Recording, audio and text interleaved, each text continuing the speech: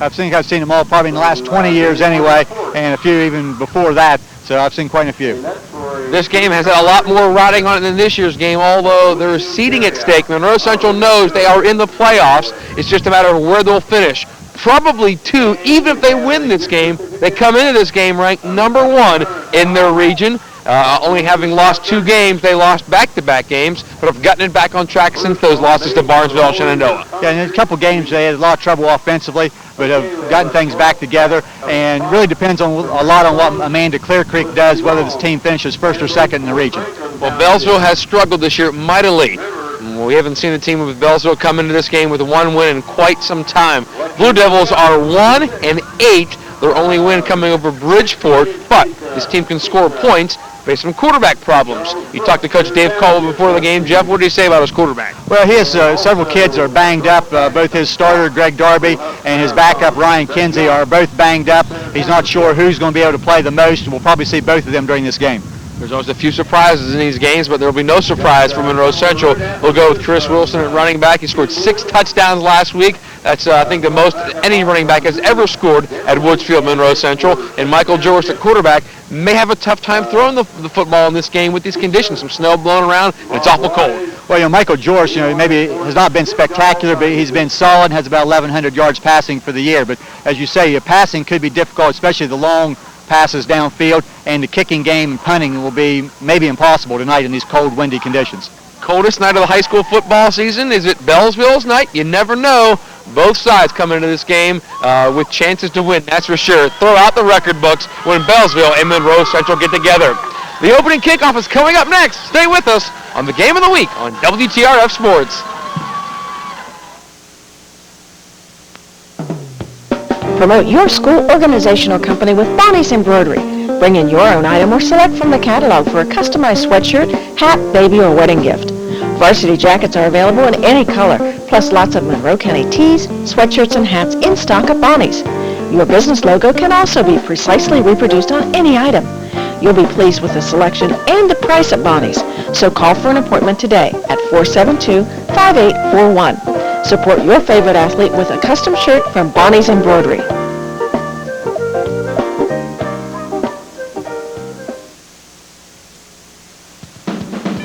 Woodsfield Marathon sells pure gasoline, diesel fuel, kerosene, and now you can get your hunting license there too.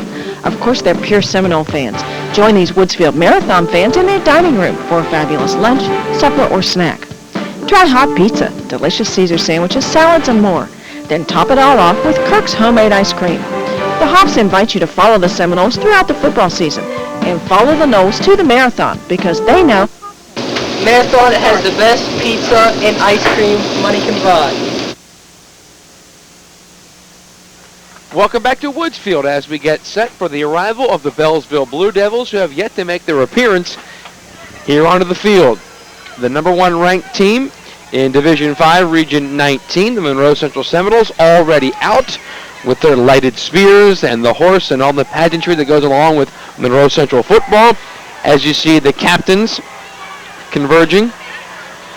And actually, that's the kickoff team for Monroe Central because the Noles will kick off. And Beallsville walking out slowly onto the field yet surely. Mike Anthony and Jeff Stevens. And Jeff, this is a series that dates way back to 1958. It's the 43rd meeting between Monroe Central and Beallsville. The Noles have won 3 out of the last 4. Beallsville won last year's game 21-19. Monroe Central was up in that game, and the Blue Devils came back to score, I think it was 3 second-half touchdowns last year to win that game. Yeah, that was a game where the roles were really reversed from this year. Beallsville had a great season going. We're going to go to the playoffs. Monroe Central had only 2 wins, and we're trying to play spoiler. Monroe Central jumped out to a 9-0 lead and had an opportunity to increase that lead, but not able to get the job done. Beallsville came back and won the game. So it really goes to show you that even though the records are quite different, anything can happen, and weather's a great equalizer, as we talked in our opener, so we'll see how that plays as we go along. Yeah, the snow has stopped. It was snowing a little earlier in the pregame. Wind is going to be a factor definitely tonight.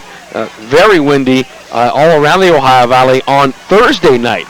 Very windy. Windy Friday night as well, and we'll see how it affects the outcome of the game as Monroe Central won the toss and elected to defer. So they'll kick off to start the game, and T.J. Stevens has the tee out there. The officials are standing around the Seminole at midfield, and Jaser Costa has his hands up wondering, where are they? He's already pointing to the sideline, and he's upset. Just another little nuance in this rivalry, and this has happened a lot of times. We've seen mascots battling in the past. We've seen players fighting on the field. We've seen onside kicks from Beallsville a lot of times in this series. We've seen some ends arounds and double reverses and everything, and you can expect anything in this one. Don't let Beallsville's 1-8 record fool you, because they've scored some points. They've scored against Frontier. They scored against Shady Side. They can score. We'll see if they can score tonight. Yeah, the biggest problem Beallsville has had during the course of the season has been defensively and stopping the opponent. They've been able to put the points on the board, as you say, but they'll have to do a good job defensively here tonight. See if Monroe Central has any tricks up their sleeves. I'm sure they'll kick it away, but talking to some of the Monroe Central coaches before the game, Jeff, a little uneasy despite already have a playoff berth wrapped up in the differential in records and definitely on team speed. Good kick by Stevens, takes it all the way into the end zone. Tyler Brown could only watch it sail across the end line. And that may be the first sign of the wind conditions. It's blowing pretty much straight across the field, but a little bit left to right, so Stevens had the ball aided by the wind somewhat, and it went into the end zone on the fly. Probably one of the reasons why Jaser Costa elected to kick off to start the game. He knows the way the wind blows on this field, left to right early, so Beallsville going into the wind to start their first possession on their own 20. And coming out at quarterback for the Blue Devils, well, they handed off that time rather to Ryan Kinsey. Kinsey, the senior, has played some quarterback this year with the injuries. Greg Darby is the quarterback, the sophomore. 5'5", 170 pounds. Not a big fella. Now, Beallsville's not a real big team, and they've been trying to fight up against the odds this year with a lot of new kids and inexperienced kids that are also undersized, so that's been a battle for them all year. Here's Darby. Motion to the backfield, pre-snap. Flags fly as Kinsey tries to bounce it outside, but he jumped a little early. And it's motion on Beallsville. And those are the kind of things that happen to a team that's 1-8, and Coach Caldwell will be the first to tell you they've had some injuries, yeah, but they've made some mistakes with this young club. Well, they've turned the ball over quite a bit offensively, too. When you're giving up a lot of points, that and turnovers are not a good mix. And I think tonight Beallsville's going to try to run the ball and try to control the time of possession quite a bit, and you really cannot afford motion penalties before the game is any more old. We're played just one play, and they already have a 5-yard penalty. Eye in the backfield with the fullback lined up to the right. Darby taking a long time under center. He's looking to see what the defensive backs for Monroe Central are. They hand it off Kinsey, and he gets it across the original line of scrimmage. It'll bring up a 3rd and 9 situation for Beallsville, and they'll be throwing right into the wind if they have to throw. In talking to Coach Caldwell before the game, he said what they were going to try to do is have one of their assistant coaches with a stopwatch on the sideline and try to take the play clock down to less than 20 seconds probably between plays, so that they just get that snap off just barely inside the 25 seconds. So if the timing's off, we could see some delay game penalties. As you see Darby taking a look over to the sideline. Another way that Beallsville can try to hang around this game. Kinsey, the ball carrier again, and Kinsey will be short of the first down. So the Blue Devils don't elect to throw the football on 3rd and 9, and they run it. So it's 4th and about 2, and the Blue Devils will punt into a wind, and Monroe will definitely get good field position to start their opening possession. And this is another aspect of the game. We're not sure how Beallsville will do tonight, as their punters have also been a little bit banged up. So they're going to go with Maddie as the punter tonight, where Kinsey has been their regular kicker during the year. Maddie's a 6'3 junior, Mike Maddie, and they run a man on late. Anthony Shriver wearing number 1 tonight. And we may have seen a delay of game on a punt. Flags flew pre-snap. Keith Bloom, the official tonight. And it's a procedure penalty against Beallsville, so things not starting the Blue Devils' way. Not only are they punting on their opening possession, but on their shadow of their own goal line, and the Noles will get great field position out of this, kicking into the wind. Well, just to show you, Mike, how much the penalties can hurt. In that first 3 plays there, Kinsey gained 13 yards, but because of the penalties, Beallsville was not able to get that first down, so they're having to kick the ball away, as you say, from near their own goal line. And they're still taking time off of the clock. Coach on the far side with his hand up, holding. Now the snap to Maddie, good one. And another penalty. Well, someone's clock may be a little faster. Well, I think what's happening is someone on the right side of that offense is getting a little bit edgy, staying in their stance for so long, and then they're moving just prior to the snap. So that's causing a bit of a problem. That's 3 5-yard step-offs. So now Beallsville's back at their own 19-yard line. Yeah, a procedure penalty, not a delay of game penalty. But they're still keeping the ball away from Monroe Central, so time is going off the clock, which was one of Beallsville's main goals for this game. Under 9 minutes to play in the opening quarter. Noles have yet to touch the football. And Matty punting from his own 8-yard line. Still waiting. Got it off this time. Matty kicking towards the sideline. And Brown will let it bounce at the 48, and it dies. And there's an indication of that wind, too, Mike. I think he was aiming toward the side, and the wind brought it back to the middle of the field. He was kicking it towards his sideline, and Eric Brown let it hit, and it just stopped at the 48-yard line. So that's where Monroe Central will start its first possession, inside Beallsville territory. Coach Circosta will take that every time as Mike Joris, the veteran senior quarterback, comes out, or junior quarterback. You almost consider him a senior. He's played so many games. Well, this being his second year as a regular, making his 20th start, so he's quite experienced, even though he is only a junior. Gabe Gordon in the backfield. They hand it off to Christopher Wilson. Everything Wilson touched turned to gold last week with 6 touchdowns. And he slips down that time, tackled by who else? Kinsey, and I think he slipped a little bit as well.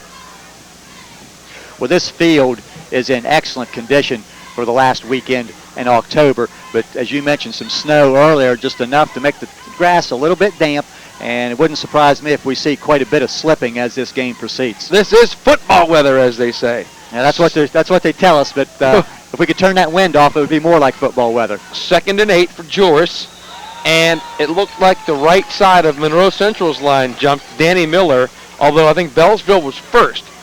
It'd be interesting to see how the officials sort this out. There was movement on both sides. So right side of Beallsville's line, Jeff, and then Miller jumped. And Beallsville gets detected as being in the neutral zone first. I think the Monroe Central players and Miller reacted to the Beallsville people. So 4 5-yard penalties on Beallsville, and we've barely played 4 minutes of football. Number 22, Rodney Reed, I think jumped offside on the right side of the Beallsville line, wearing 22 tonight. Used to wear 77. But they've moved some players around and had number switches. Here's Gordon busting up the middle, and Gabe Gordon gets it inside the 40, real close to a first down. It is a first down, pumped by Keith Bloom, as you see Gordon, the good-looking sophomore. And if there's a sophomore I'd like to have, if I'm a head coach, coming back for the next 2 years, I'll take Gabe Gordon right here. You can remember back before the season, Mike, all the talk around Monroe Central was that they were going to throw the ball more than they have in the past. Well, after about 2 games, they went back to the ground game, was very successful. Actually, they threw the ball more last year than they have this year. Here's the second back through. Wilson, and he gets it inside the 30 to around the 27-yard line. Nothing fancy, just straight power football. Control that line of scrimmage.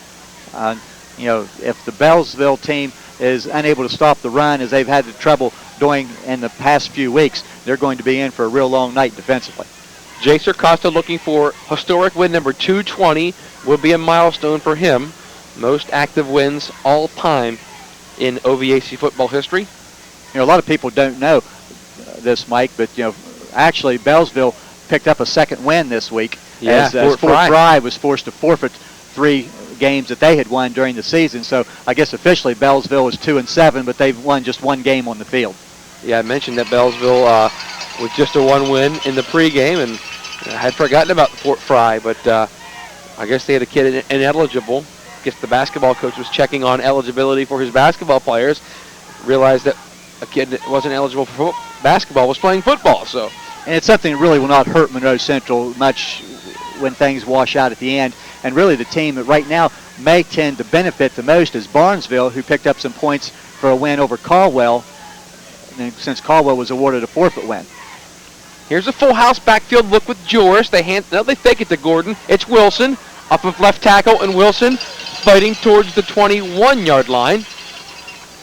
And we could be looking at a Monroe Central Barnesville rematch here in the first week of the playoffs if the Noles end up number 2 and Amanda Clear Creek jumps up to number 1 as the final standings shake down after this weekend's action. There's a lot of things that could happen in there. The fans probably would like to see a Monroe Central Barnesville rematch, but I'm not sure that either coach really would be that much in favor of that. but you have to play whoever shows up. So 2nd down and 4. Wilson again off of left tackle. Wilson runs right into Kinsey. Ryan Kinsey, 5'9" senior, number 9. Seems like we've called his name about 5 times already tonight on offense and defense. Well, he's very active in the middle of the field. One of the players that Beallsville lost during the early mid-season was an experienced linebacker in Joe McNear.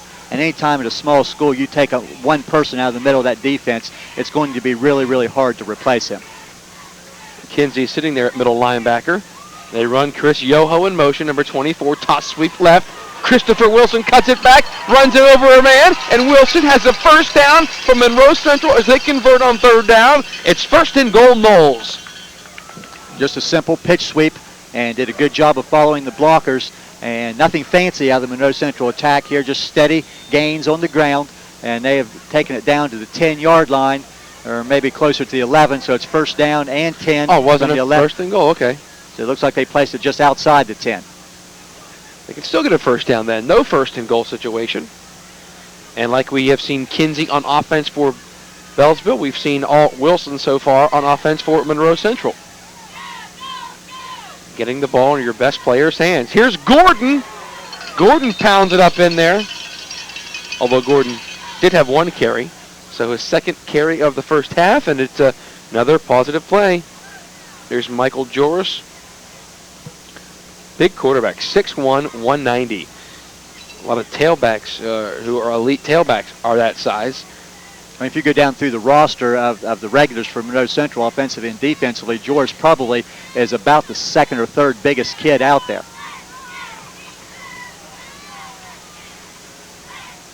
Here they go on 2nd down and 5. Fake to Gordon. It's Wilson, and he is in for a Monroe Central touchdown. 6-yard run, and the Noles strike quickly and rather easily. Jeff? Well, just very similar to what Monroe Central was able to do last week against Frontier, and Wilson able to get to the end zone behind that good offensive line. A good job by the right side of the line and his lead backs, and into the end zone without much problem. And that's exactly what Monroe Central wanted to do, was 3 plays and out defensively, and then score on their first possession, and they're able to do that without no problem. They line up for the point after. T.J. Stevens out of the hold of Josh Ishii. Ishii gets it down, and Stevens, does he bullet it through? Yes, he does. So 7-0. Monroe Central with the early lead, and they do it with Chris Wilson. Let's take a look at the play again. Okay, we'll look at it when we come back. We have to take a break. On the Bill Forbes Chevrolet Chrysler Plymouth and Dodge scoreboard, Monroe Central 7 in Beallsville 0. We're back after this.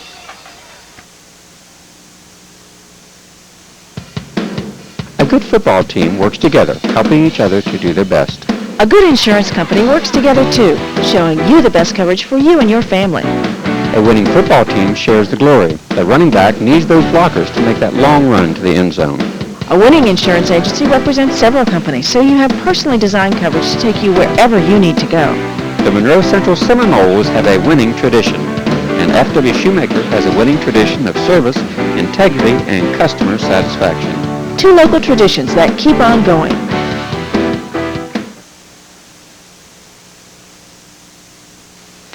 From a deck to a complete house, Woodsfield True Value has the lumber and building materials for contractors or do-it-yourselfers.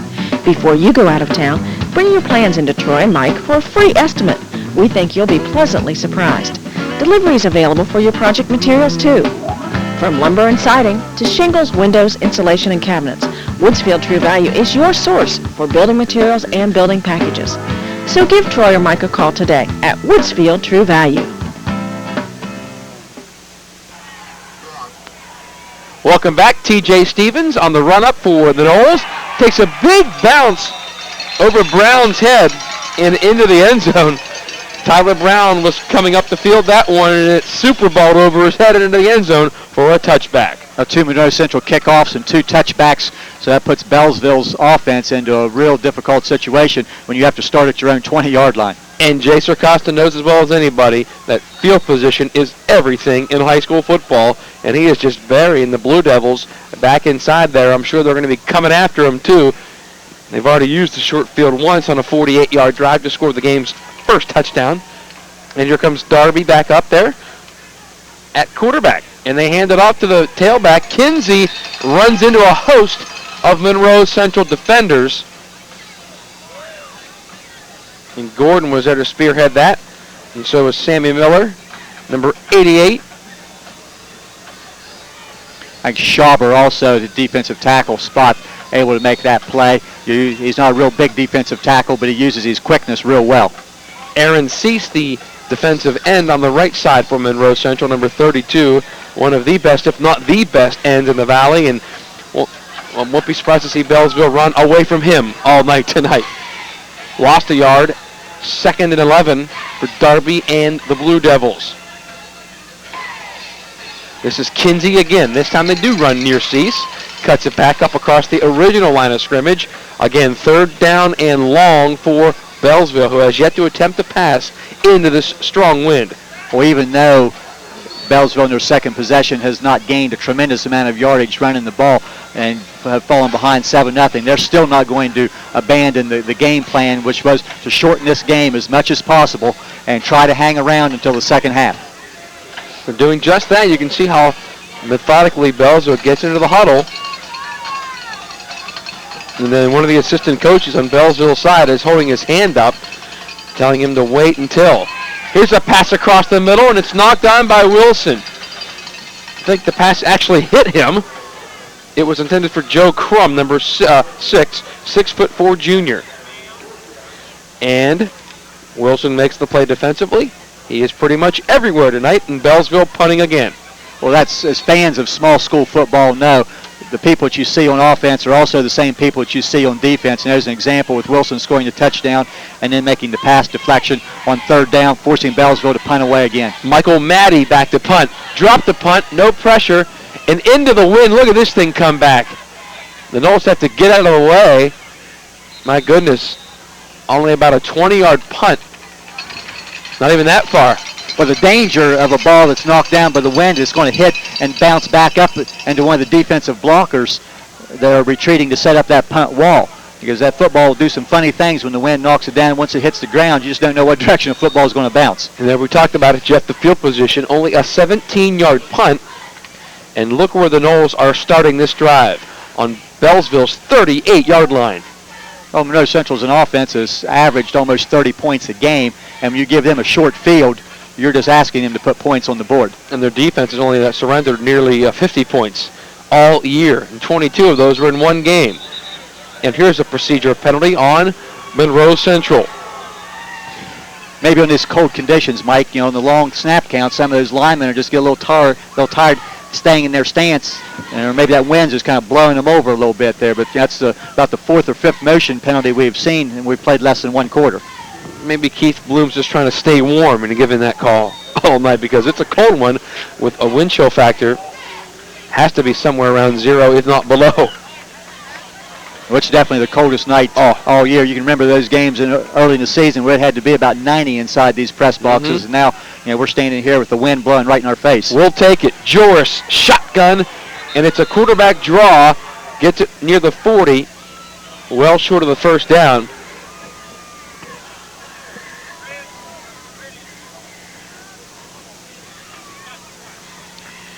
you try to spread the defense out, and with extra wide receivers, use 4 and 5 wides, and that takes people out of the middle of the field. You try that quarterback draw, and that time George just not able to get a lot of yardage. It picks up about 2. A receiver coming to the near side. It's Josh Ishii, number 11. Single back in there with 4 receivers in a pattern. Plenty of time for Joris. Across the middle. Picked off. Michael Matty has the interception. It was thrown right to him. I think the intended receiver was Ishii on an inside route, but the tall, lanky, 6'3" Madden was there to pick it off. As we said earlier, the passing game may be a little difficult, especially the long passes downfield. The wind's going to be a factor, and that ball just did not go where Joris wanted it to go. Looked like Matty was the intended receiver, and that's one thing Beallsville will need to do is force a few turnovers, and now they need to take advantage of it and try to get a first down. Here's a handoff. Kinsey, the ball carrier, initially hit by Stevens in the backfield, did not wrap. And Kinsey spun out of there and got some positive yardage out of what looked like it was going to be a negative loss, a negative play. But Joris was throwing some bullets in pregame warm-ups. I was down there right behind him, Jeff, and he was definitely throwing left to right as you're seeing it here on your screen. And you could tell with the wind really helps the spiral out. I mean, it can really take it. And on the Bill Forbes Chevrolet scoreboard, Monroe Central 7 and Beallsville nothing here in the first quarter with under 2 minutes to play, and the Blue Devils are doing their best to make it a quick one. Here's a deep pass down the left side. Falls incomplete. Tyler Brown, the little 5'7" scat back, the intended receiver. Gordon stayed with his man the entire way. Well, that's a play that's been a staple of Beallsville the last few years.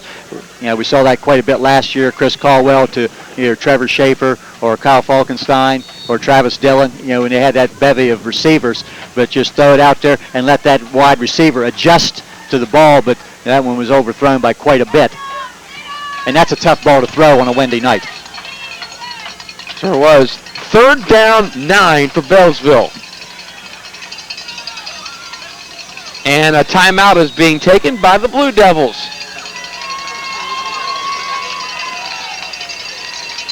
So timeout Beallsville on 3rd and 9. And on a cold night like tonight, doesn't look like we've seen a lot of fans here tonight, Jeff, on the Bill Forbes Chevrolet Chrysler Plymouth and Dodge scoreboard. 7-0. Jay Circosta's bunch leads over Beallsville, and Jay's giving them an earful right now. Of course, Circosta looking for win 220 tonight. You mentioned the weather, and that we talked about that quite a bit. You know, when I arrived here about 6:15 tonight, looked around, there probably wasn't 25 people in the stands. And normally when Monroe Central and Beallsville get together at 6:15, there's probably not 25 seats still available. And because of the records of the teams and the weather conditions, you know, you just really can't blame people for staying home tonight. You know, this is the true football fans that are here tonight. Wow. And we're in an exposed press box, so we're out in the elements just like the players. If you hear us slurring a lot tonight, our mouths can't move, and whew, it is cold and the wind is whipping through here, buddy. So Beallsville back out of the timeout on 3rd and 9. See if they try to run another passing play. Man in motion. Little hitch pass that is incomplete. It's going to be called incomplete, forward pass, so the Blue Devils will punt. They tried to hit Crum as he came in motion out of the backfield, and you saw the hesitation there by the officials until they were able to get in the proper spots to make the call, and you also saw Crum go after the ball, because if that had been backwards, it's a free football. But it was ruled a forward pass, and I think correctly so. But now Beallsville, for the 3rd time in the first quarter, 3 plays and out, and Matty's going to have to punt the ball away. Easy call for referee Keith Bloom. Matty back to punt. Low punt. Trying to get some kind of roll out of it, and it'll be downed again. This time in Monroe Central territory at around the 49.5-yard line. And Beallsville punting for the 3rd straight series. Monroe Central, 3rd straight series with a great start. Well, you could see Eric Brown there. He wanted to step up and pick that ball up and return it, but then he thought better of it and just too many bad things can happen. You try to pick up a football with those cold hands. But as you said, this is good field position, but this is Monroe Central's poorest field position in 3 possessions now at their own 49-yard line. Now, if we could ever get a shot of a flag soon, just to illustrate how much wind is whipping through here, it has been nonstop since the start of the game. Here's a handoff to Wilson, stuffed in the backfield. Jumping up and making a nice play for Beallsville.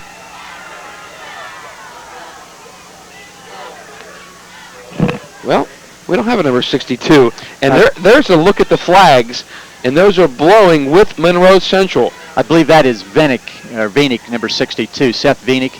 And made the play, which results in about a 2-yard loss on Wilson. So second down and about 13. Joris, quick toss, Christopher Wilson. Wilson, burst of speed. Wilson into Beallsville territory, cuts it back. Wilson, can he beat the pursuit? No. Nice touchdown saving tackle, but it's inside the 25-yard line. There's same man, Vinik, with that Vinik shoestring nice tackle. play. As a defender on the left side and up on the line, and he did not give up and went back and made that play. But a real nice run by Wilson all the way down inside the 25-yard line.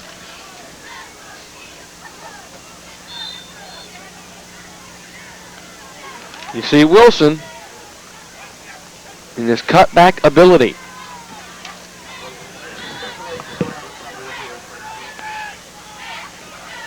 And they hand it off this time to Wilson again, following Gordon. And he is dropped in the backfield by number 1, Anthony Shriver.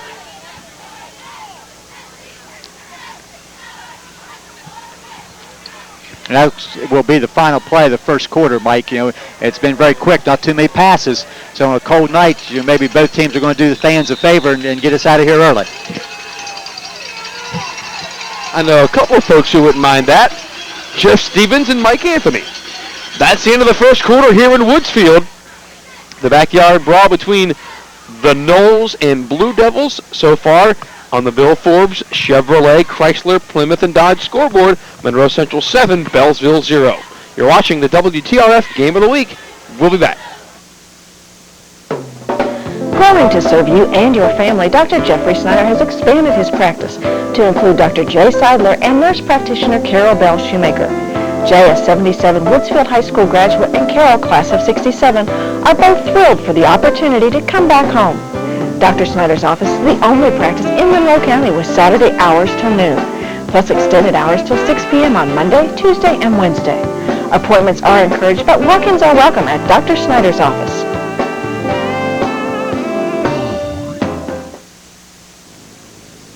The Citizens National Bank of Woodsfield, home-owned and independently operated since 1933. Your community bank. Our officers, directors, and staff are dedicated to customer and community service.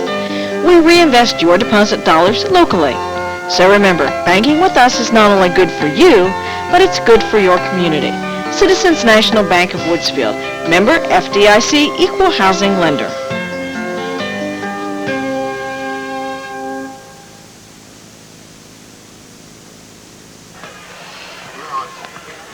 Back in Woodsfield as we start the second quarter. The Monroe Central Seminoles lead it 7-0, and they have the ball second down and 8 on the 22. Joris, a little play-action pass with plenty of time, and now Joris has a lot of real estate if he decides to run. Now he's going to take it back again. Look at Joris, going to throw it out of bounds. Nice play, or no, they're going to call either intentional grounding or a late hit. And now another flag on the far side. Well, probably intentional grounding, and then a good possibility when there's that much scrambling going on, there could have been a lineman downfield. And that would be the delayed call as the officials look over things. So, Keith Bloom and his crew will get together here and sort things out. But Jay not happy with Joris. Well, it looked like got a lot of room up to the top. As you say, he had room to run to the right, but he's not a runner. He's more of a thrower, and he's trying to make that big play by passing the ball, and it didn't work that way, and it is an intentional grounding call. So loss of down. Jay Sarcosta not happy on the near sideline, to say the least. And I'm not sure that he's as much unhappy with the call as what he is. Oh, he's unhappy with Joris on the throw. Because that's one, if you're in the NFL, I think George was still in the pocket between the tackles, Yeah. and that probably would have been a penalty there. If he would have been able to get outside, he might have been able to get away with that. But this is high school ball, and things are a little different. A third down and about 30. Joris, play action again, looking to set up a screen. Nobody open. Fires right side. Got a man. Miller tipped, incomplete.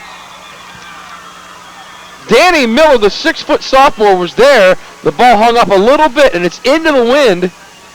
That may have held that ball up just a little bit. Well, he was open too, and Jay is explaining to him he has to get rid of that on time because I think Miller was open early. But excellent pass protection by Monroe Central's offensive line. Here, George has had that much time to stand and look and run around. He's just not been able to make connections.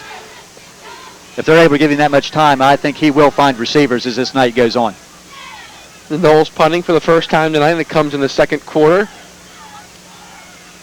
Gordon in the shotgun. Uh-oh. Low punt. One of the lowest you'll ever see, but it gets a great result down to the 15. That ball didn't get higher than most of the linemen's heads. Well, that's going to look real nice on the stat sheet, as a kick down to the 15-yard line. One of the ugliest we've ever seen. But I think Gordon was trying to angle the ball to the side, and it just didn't hit his foot.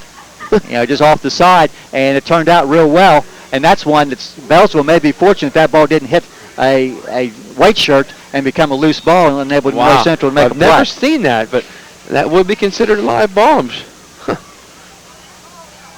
Like you said, anywhere. It was ugly, but it was effective. Wow. So here comes Beallsville. First man through is the fullback running with the football. He's taken down. That's going to be Reed, one of the linemen that Beallsville has moved to a backfield position for this Reed, game. right. He used to wear 77, and now he is a fullback, number 22. And that's, I believe that might be the first time we have seen someone other than Kinsey carry the ball on a running play. Yep. Bill Forbes, Chevrolet, Chrysler, Plymouth, and Dodge scoreboard. Monroe Central 7, Beallsville nothing. Blue Devils ball, and they're doing their best to shorten the game. They're sticking with their game plan. They are up to the line. A couple of fakes and a toss to Kinsey, running left, puts his head down, gets it across the 20. Third and about 5 to go. Well, defensive back Gordon did a real nice job coming up and had some help. I think it may have been Schauber and someone else on that defensive side that made the good play, because it looked like that Kinsey had some running room and it's closed off in a hurry. You see Kinsey stuck his nose in there, runs hard, took on a couple of tacklers there. I think the officials are putting the ball in play a little quicker, understanding Beallsville is letting clock time run, so the Devils are up there quickly and snapping it quickly. Up the middle to Kinsey. Needed to get to the 25 for a first down. Did not get there, so Beallsville will be forced to make a decision. I'm sure it's going to be for a punt. But Tyler Shoemaker along with Dan Miller, and that hole closed in a hurry. And once again, Beallsville not able to get a first down. They're going to punt the ball away. Tyler Shoemaker, the son of the principal, Sam Shoemaker here. And yes, they are cousins. And here's a flag on the far side. And it's going to be against Beallsville. And that's a substitution penalty. Yep. I would say that Beallsville had 12 men in the huddle when they broke, one player late coming off the field, and that is a penalty. So that's going to cost Beallsville another 5 yards. That's their 5th 5-yard penalty of the game, and we're just only about 2 minutes into the second period. Clock is moving, though. That's what Beallsville wants. The longer they can keep this a one-touchdown game, the more of a chance they think they have. We'll see if the wind, who's just a little bit left to right, helps Maddie on this punt. Yeah. Maddie back to punt again. Bad snap, kicking it towards Monroe's sideline. Look at that thing blow. Looked a little better than the last couple he tried to hit into the wind. But Monroe Central starts their third possession out of 4 in Beallsville territory in this first half. Well, that could have been a disastrous play because Maddie had to reach way to his right to get that snap and really did a good job of getting that kick off and getting it out to the 44-yard line, because it could have been, maybe Monroe Central's ball inside the 10 or maybe even resulted in a safety. So 9 minutes to play in the half, and it's still only 7-0 Monroe Central. Beallsville has to love that. Well, Monroe Central scored that first time. Now they've had 2 possessions where they've not been able to move it, and you're hurt by a penalty and a couple of incomplete passes. Wilson behind the block of Gordon and Brown, trying to stretch it, and he's drilled into the Beallsville sideline. Whew, some hard hitting over there on a cold night. And that just hurts me up here. Just a simple pitch sweep. Have a lineman out in front, lead back Gordon, and just knock the first white shirt you see off the play. And Wilson able to get what didn't look like a lot. As you see where they put the ball down, he picks up about 7 yards on that carry, and he's already well over 60 yards here in the first half. Under 9 to play in the half. 8:54 on a stop clock. Joris takes it, hands to Gordon. Gabe Gordon. It's a Knowles first down to the 32-yard line. Yeah, a real nice surge by that offensive line. They're going to put him down near the 31-yard line. So, we've only seen 3 carries by Gordon, but they've been for big yardage thus far. And now you've had a couple successful runs. We'll see if Seminoles care to go back to the pass a little bit. But, with the yardage they're gaining and passing game's not been real kind in a couple of attempts, so they may just keep it on the ground. Hey, why not? They're going into the wind right now, too. Joris going to pass it. Told you they'd keep the ball on the ground. Yeah, good call. And they string it out wide to Ishii. And that may be the last pass if you're going into the wind this way. Well, not only is the wind affecting the ball, but the cold weather has to affect the grip of the quarterback on the ball and the receivers trying to catch the ball. And until this week, teams really didn't practice in cold weather at all. It was pretty and really wasn't that cold earlier this week. Tuesday and Wednesday. So, they've not had a chance to get accustomed to this cold weather, so it makes it feel even worse out there. Playing golf in shorts earlier in the week, and now it's snowing on a Friday night in Woodsfield. Fake to Gordon. Wilson cutting it back to the right. Wilson with the flag down. He is down, but I think it's coming back. A hold on Monroe Central. Yeah, a good pickup by Wilson. I believe he would have been short of the first down. And I think they got one of Monroe Central's linemen there. Looked like he may have just kind of reached out and grabbed one of Beallsville's defenders who was on the ground to keep him from getting up. And that's going to cost Monroe Central some yardage. So a couple of penalties here has backed Monroe Central up and forced them into long yardage. And, Monroe Central fans feeling pretty good after that first possession. Now a little bit of uneasiness in the stands. Chaser Costa out inside the numbers. He was forced back by the official. And the Knowles are going to have the ball at their own 30, at Beallsville's 39-yard line. And timeout, Monroe Central. Jay says, stay out there. He's going at him. And I think this may not be so much a strategy session as a wake-up call. There's the general. He's in the huddle. Giving him a little bit. At 8:15 to play in the half. 7-0 Monroe Central. Jeff and I had talked about playoff scenario earlier. The Knowles coming into the week ranked number 1 in Division 5, Region 19. Of course, the Knowles missed the playoffs last year. Jay asking what's going on. The Knowles 2-8 last year, uncharacteristically. And the year before that, they had made the playoffs when they had lost to Barnesville. Well, they were 2-8 last year, but lost 3 very, very close games in the fourth quarter and 2 right at the wire. So they weren't far away from being a 5-5 team.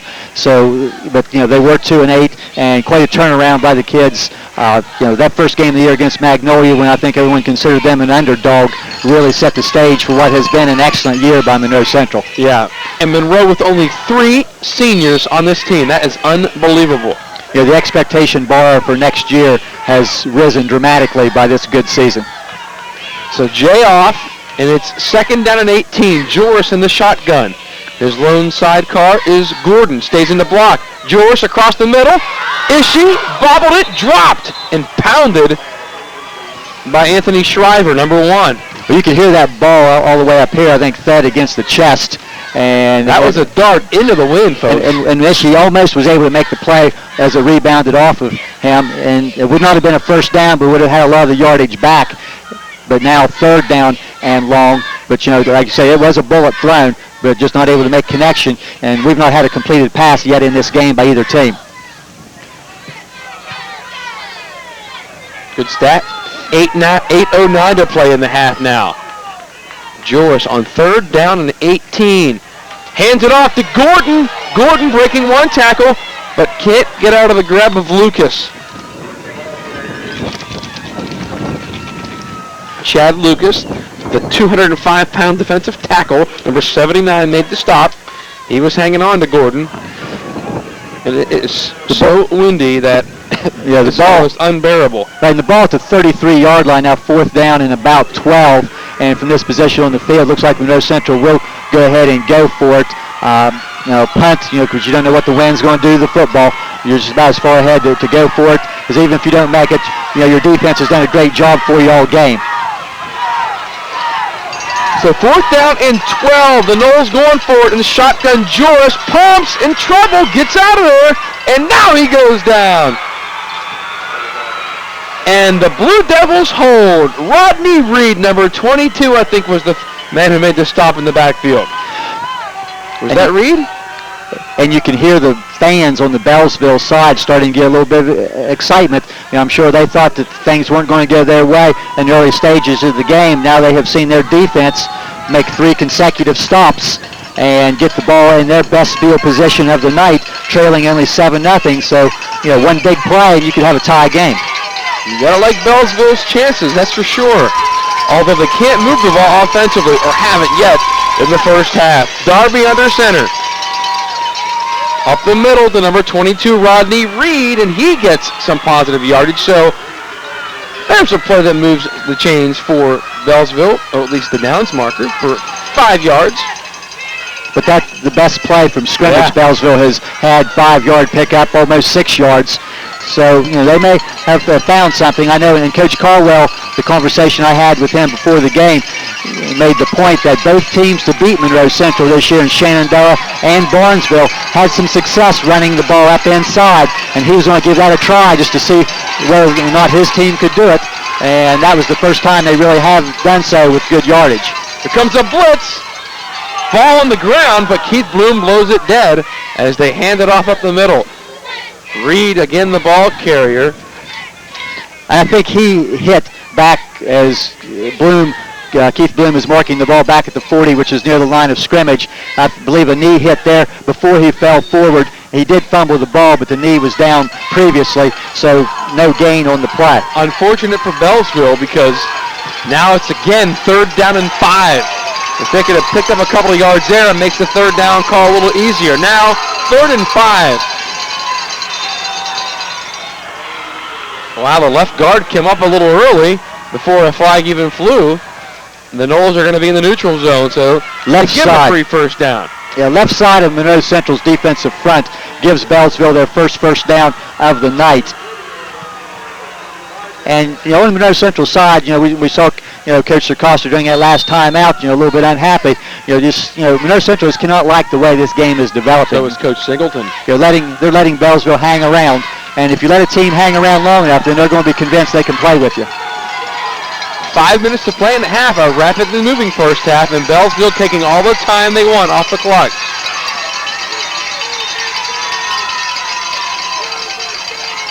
Little pitch out there. Got around Cease, but Gordon strings it out, makes a nice play. Running the football, Tyler Brown, and Gordon got there quickly. You can see the closing ability on this good-looking sophomore Gordon. Monroe Central has speed in a lot of positions. They're not real big. Their biggest players is Seifert on the line at 215, and by today's standards, that's not big. But speed a lot of times can offset that lack of size, and it's worked pretty well several times this year, and that's an example of Gordon coming up and making a play, as Monroe Central's defensive backs really are not even honoring the pass at all. Under 5 to play in the half. Stick eye behind Darby. Second man through, up the middle is Kinsey. Breaks it into Monroe Central territory. 3rd down and about 4 again. Well, just very simple, straight ahead. Kinsey, a lot of carries early, not very many here in the last couple possessions. But, first time Beallsville has been across midfield now to Monroe Central 49-yard line. 3rd and about 4. And how many possessions has Monroe Central had tonight? About 5 only? About 5? I believe 4 or 5. but just one has resulted in a touchdown. Right, and that might be it for the first half, depending on how long Beallsville has the ball here. Long count on 3rd and 4. Kinsey. Where's the ball? It's loose. Kinsey had the first down, but he didn't have the football. Yeah. And T.J. Stevens is laying on it back about midfield. Wow, that ball, I don't think ever got to Kinsey's belly. Fumbled it. Monroe Central takes over. T.J. Stevens makes the recovery. Really hard to see what happened there. I was watching the pile go forward, and then all of a sudden I saw Stevens with the football at midfield. I'm not even sure that most of the players on the field realized that ball was loose because the pile went, And there's a went forward, and we're going to get the same substitution penalty on Monroe Central that we had on Beallsville. And Sammy Miller came out. Too many people in the field, and it's a little bit hard to sneak out when you've got 5 officials there. But second time, and I've probably seen that penalty called more this year. I don't believe it used to be a penalty until recently, but it's something the officials are stressing. Not having 12 players in the huddle and trying to deceive the defense, and the officials have made the call twice tonight. One on each team with 4 minutes to play in the half. And Michael Joris back to work. Second man is Wilson, and Wilson gets back near the original line of scrimmage, close to midfield. So second down and about 12. Well, probably around 11, not 12. There's a fresh batch of Knowles, including Yoho and Miller, Ishii, and Eric Brown coming out. Of course, there are 2 Browns, and with Tyler Brown at Beallsville, we've got 3 Browns out here tonight. Split backs behind Joris. Little handoff to Wilson. Wilson across the 45. Short of the first down. Needed to make the 40. So it'll be 3rd and short for the Knowles.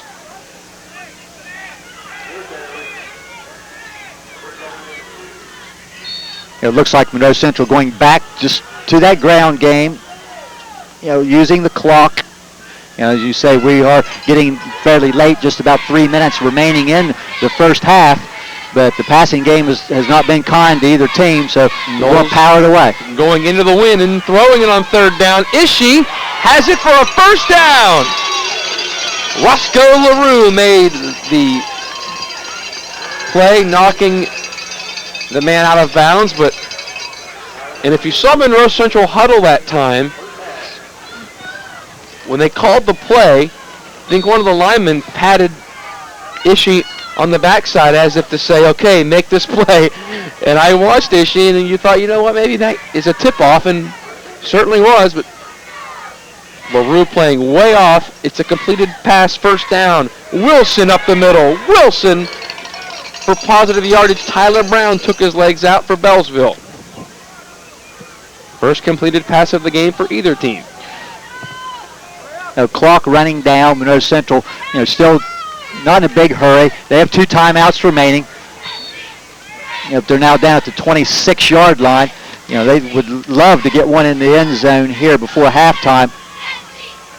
As you know how uneasy they are with only a 7-0 lead, when I think most of their fans anyway expected to be up more than that. Making a play on Wilson is Anthony Shriver, number 1. And Cease and Kinsey getting into it.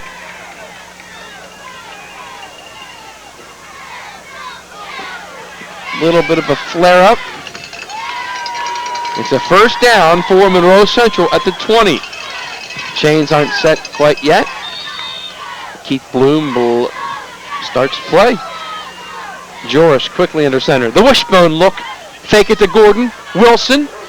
And Wilson smacked down by Shriver. Anthony Shriver wearing number 1. And you can tell on some of the Beallsville uniforms, if you don't have a name on the back, you may have just been issued that number, which a few of these players were this week. Well, a lot of changes because of injuries. A couple of their seniors injured and not available to play as they've been out most of the year. So Coach Caldwell trying to juggle his personnel around a little bit to try to get his best people to carry out his game plan. And really, thus far, it's worked pretty well as Beallsville plays just 7-0. And another lots of yellow flags. Central. I think every official out there threw a flag, or at least 3 of them. And the Knowles are shooting themselves in the foot a lot tonight too, Jeff. Well, that's a couple of times they've had penalties, which has prevented them from getting to the end zone. When you have to gain the same yardage twice, that really puts the offense at a disadvantage. And now the time is going to become a factor. Yeah, a minute and a half. Just 1:29 on the clock. And, even though the game's moving along, which the fans probably like, that come halftime, Coach Acosta is not going to be real happy with the way this game is developed. And Joris up there with the bone look. Fake it to Gordon. Wilson running left. Wilson has his legs taken out. Brown was there, and so was Schreiber again. I think you have to give a lot of credit to this Beallsville defense, that has given up a lot of yardage during the year and a lot of points. And they've done a real nice job of limiting the yardage that Monroe Central's been able to get. Monroe has to hurry. It's under a minute now. Running clock under 50 seconds. Trips receivers to the top of your screen. And Gordon, the lone sidecar. A flag. Pass. Caught. Miller. Maybe illegal motion on the far side. And it's caught by, Kenny Robinson, the receiver. Thought that was Sammy Miller, 88. 86, Robinson. And it's going to be a penalty against Monroe Central coming from the line judge as the ball was snapped. Possibly? As quick as it came, I would almost say it was movement before the snap. Yeah. Now here's Keith Bloom. Is he going to pick it up? Picks it up. Picks up the flag. So that means that the completion will count and puts Monroe Central down close. And now Dave Caldwell wants an explanation. He's getting one. Boy, what a big play with 40 seconds and a first down for the Noles. Joris' second completed pass of the game. The penalty may have been what the official thought was an illegal formation, but then after they talked about it, they found out it wasn't, and we're going to get another stoppage of play. Beallsville wants timeout. Kinsey called it number 9. Well, we're trying to get this first half in under an hour. Good look at the scoreboard here at Woodsfield Park. And there's a look at those flags, too. Yeah. And you can see how hard they're blowing. blowing, but it's now a swirling wind from right to left. The wind direction changes a little bit here, but you better bet Jason Acosta knows his wind direction here. That's for sure. You could also see from that shot the fact that there were not a lot of people lined up behind the fence like there. They usually are. And usually for this game, that they may be 2 or 3 deep along the fence all the way around. Now, several people down the other end of the field in the end zone, they're the old reliables there that are in that same position. I think they have the same standing spot every week. Look at the flags here blowing at Woodsfield. And blowing right in the window in front of us. Right, yes. Boy, the Barnesville Monroe Central game, well attended at Barnesville. They were deep into the end zones there at Barnesville. Of course, it was a little warmer that night, too, a couple of weeks ago. Just a wee bit. It's basketball weather time, it feels like. Let's get indoors and play some sports. So 29.2 seconds to play in the half. Joris under center, high snap. Going to be a quarterback draw. Breaks one tackle. Joris trying to break at least 3 more tackles. Can't. And Tyler Shoemaker is calling timeout for Monroe Central. 21 seconds to play. Big play by Beallsville. Did you get a number on the sacker? There are a number of them. A lot of people there as Joris almost broke loose from the first tackler and then was able to go backwards a little bit and it ended up losing more yardage than he had the first time. Look at it again from field level. That's Reed, number 22, is there initially. And then 65, that is Carpenter. Yep. That's Corey Carpenter, senior, 5'8", 190 pounds. There, ended up finishing the play and making the sack. So that puts Monroe Central now into a long situation. Only 21 seconds remaining. Second down and goal with the ball at the 15-yard line. Maybe normally you'd think field goal here as the clock runs down, but under these wind conditions, that may not be an option. Good look at the Monroe Central cheerleaders here. Trying to stay warm somehow. They've got their headbands on and their gloves.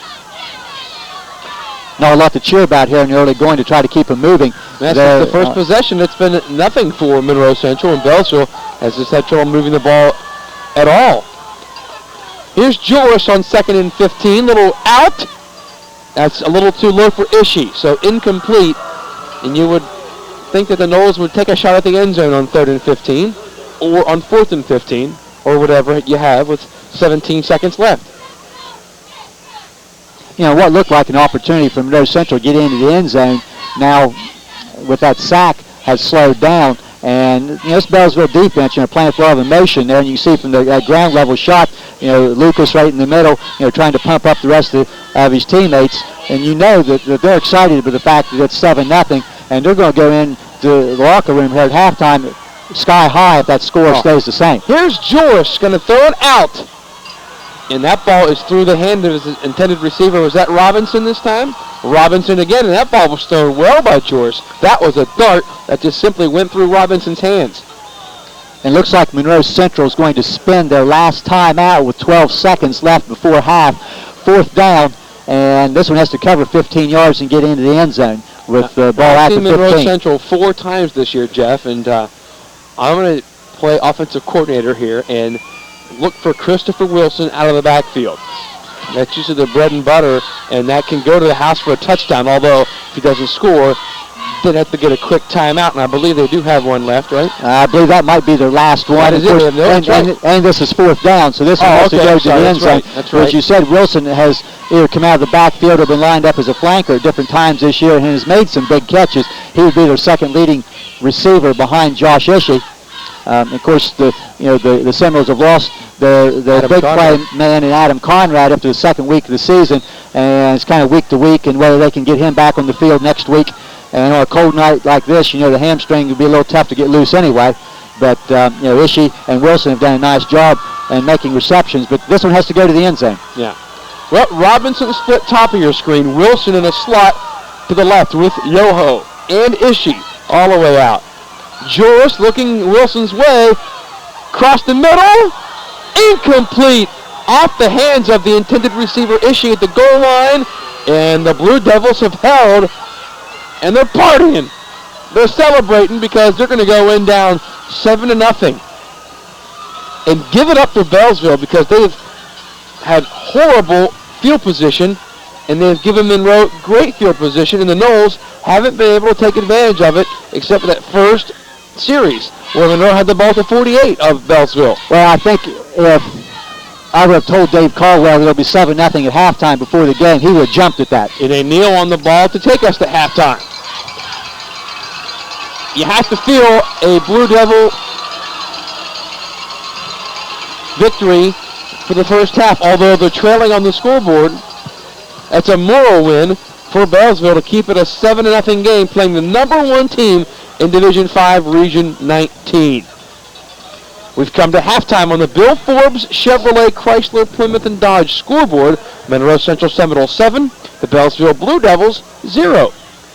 We'll be back with a look at the bands after this. You're watching the WTRF High School Football Game of the Week.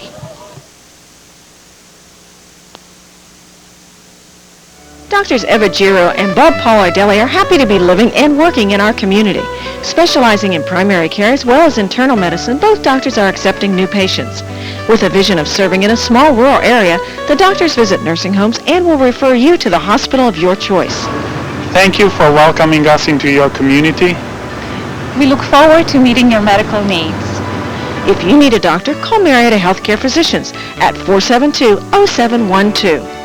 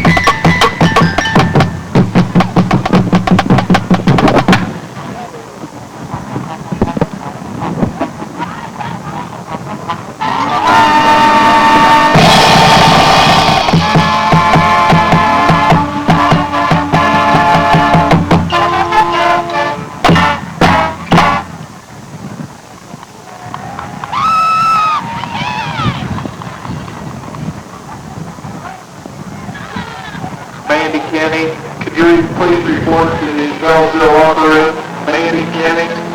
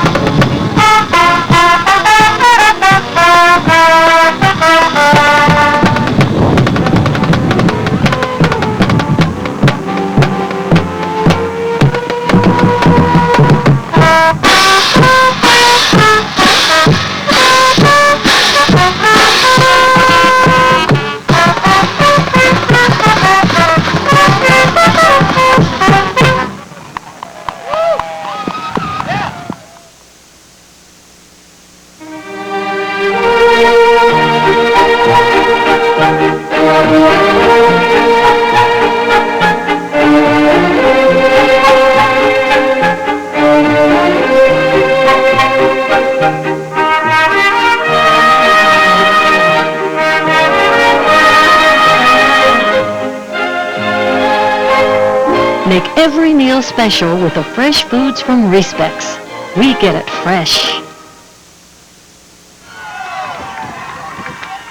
Ready for the third quarter here in Woodsfield. The Blue Devils will kick it off, and The Knowles always leery of an onside kick. That's been a Beallsville forte for years. This one kicked straight away to Wilson at the 14.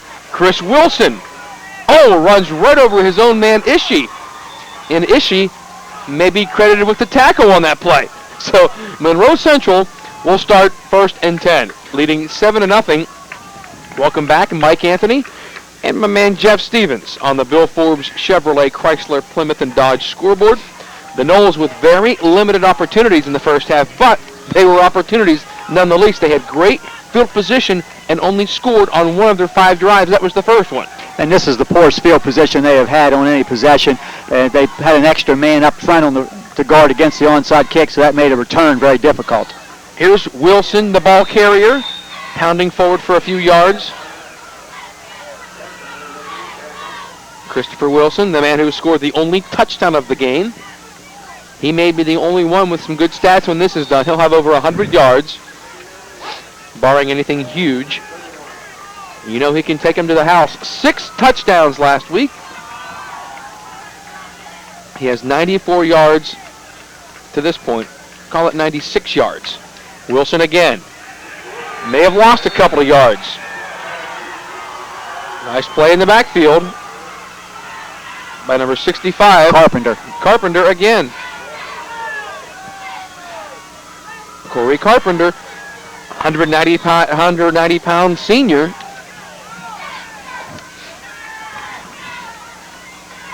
People use the conditions as an excuse, and it has to be very difficult to play out there. But the conditions are the same for both teams.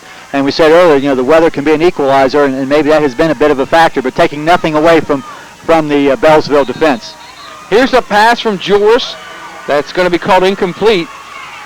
Trying to make a sliding catch that time was Ishii. Rather, no, it wasn't. Yoho, the intended receiver, and it's incomplete. Of course, Monroe Central going with the wind right now. They'll be going against the wind and into the wind in the 4th quarter, and it may mean something the way this one is going. Now punting is Gordon. He's with the wind here. And back to receive is Tyler Brown. Side of his foot, watch this roll. Stay in bounds. Does not. Goes out at the 30-yard line. That would have stayed in bounds. That may have rolled all the way to the goal line. That's still a net of about 40 yards and hit that ground, road, and at this time of night, it's probably because the ground's frozen. The frozen tundra of Monroe Woodsfield Park. Jay Sarcosta out yelling at his troops. You can see him at the bottom of the screen there, walking back to assistant coaches. Well, they need a big defensive play also, and Beallsville's offense has been hurt over the course of the year by the turnover, but they had only 1 turnover in the first half, and really everything went pretty much the way that Coach Caldwell probably had it scripted out. And now the Devils running the football. The quarterback, Darby, 0 for 3 passing in the first half. It's been all on the ground for Beallsville. They have done little or nothing offensively. 1 first down. I had them for 37 yards of offense during the first half. It's pretty good defense by Monroe Central. Of course, they were buried in the shadow of their own goalpost just about every drive. Don't think they've been in Monroe Central territory yet, have they? I do not believe so. Comes a blitz from Wilson, picked up. Shriver made a nice block, and now the ball carrier Brown taken down by Cease. And they do run at Cease, and he makes the tackle. You can see the fans bundled up here. It is cold, folks, and we're out in the elements as well with them up here in an open press box. If we can get Jay to get us some plexiglass up here for up here doing a playoff game next week, I'd come back. Of course, it'll probably be 65 degrees next Friday. I was going to say, it won't be this cold 2 weeks in a row, will it? Well, this wind is making it nasty tonight. Kinsey, second man through. First man to meet him there, that time was Danny Miller, number 85, I think. Seifert was there as well. Hard to hide in this press box as well because there's not much blocking us.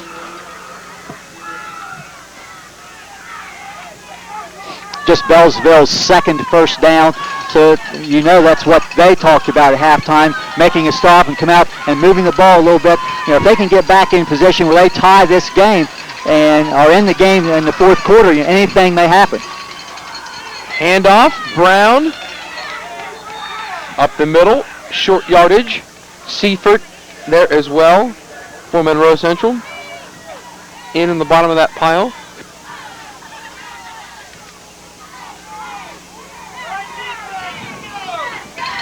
Haven't done a game in a while where we were blowing on our hands and trying to stay warm. We were in the elements with them.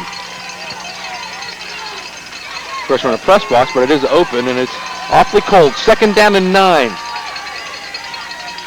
Beallsville taking a lot of time off the clock again, and this is why they're trailing 7-0. Could be worse, although their defense has played well.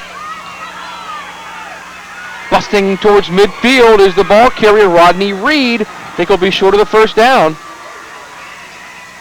3rd and 1. Only about a yard short. I believe you'll be able to see on a replay a pulling guard making a quick tackle just before we get back to it.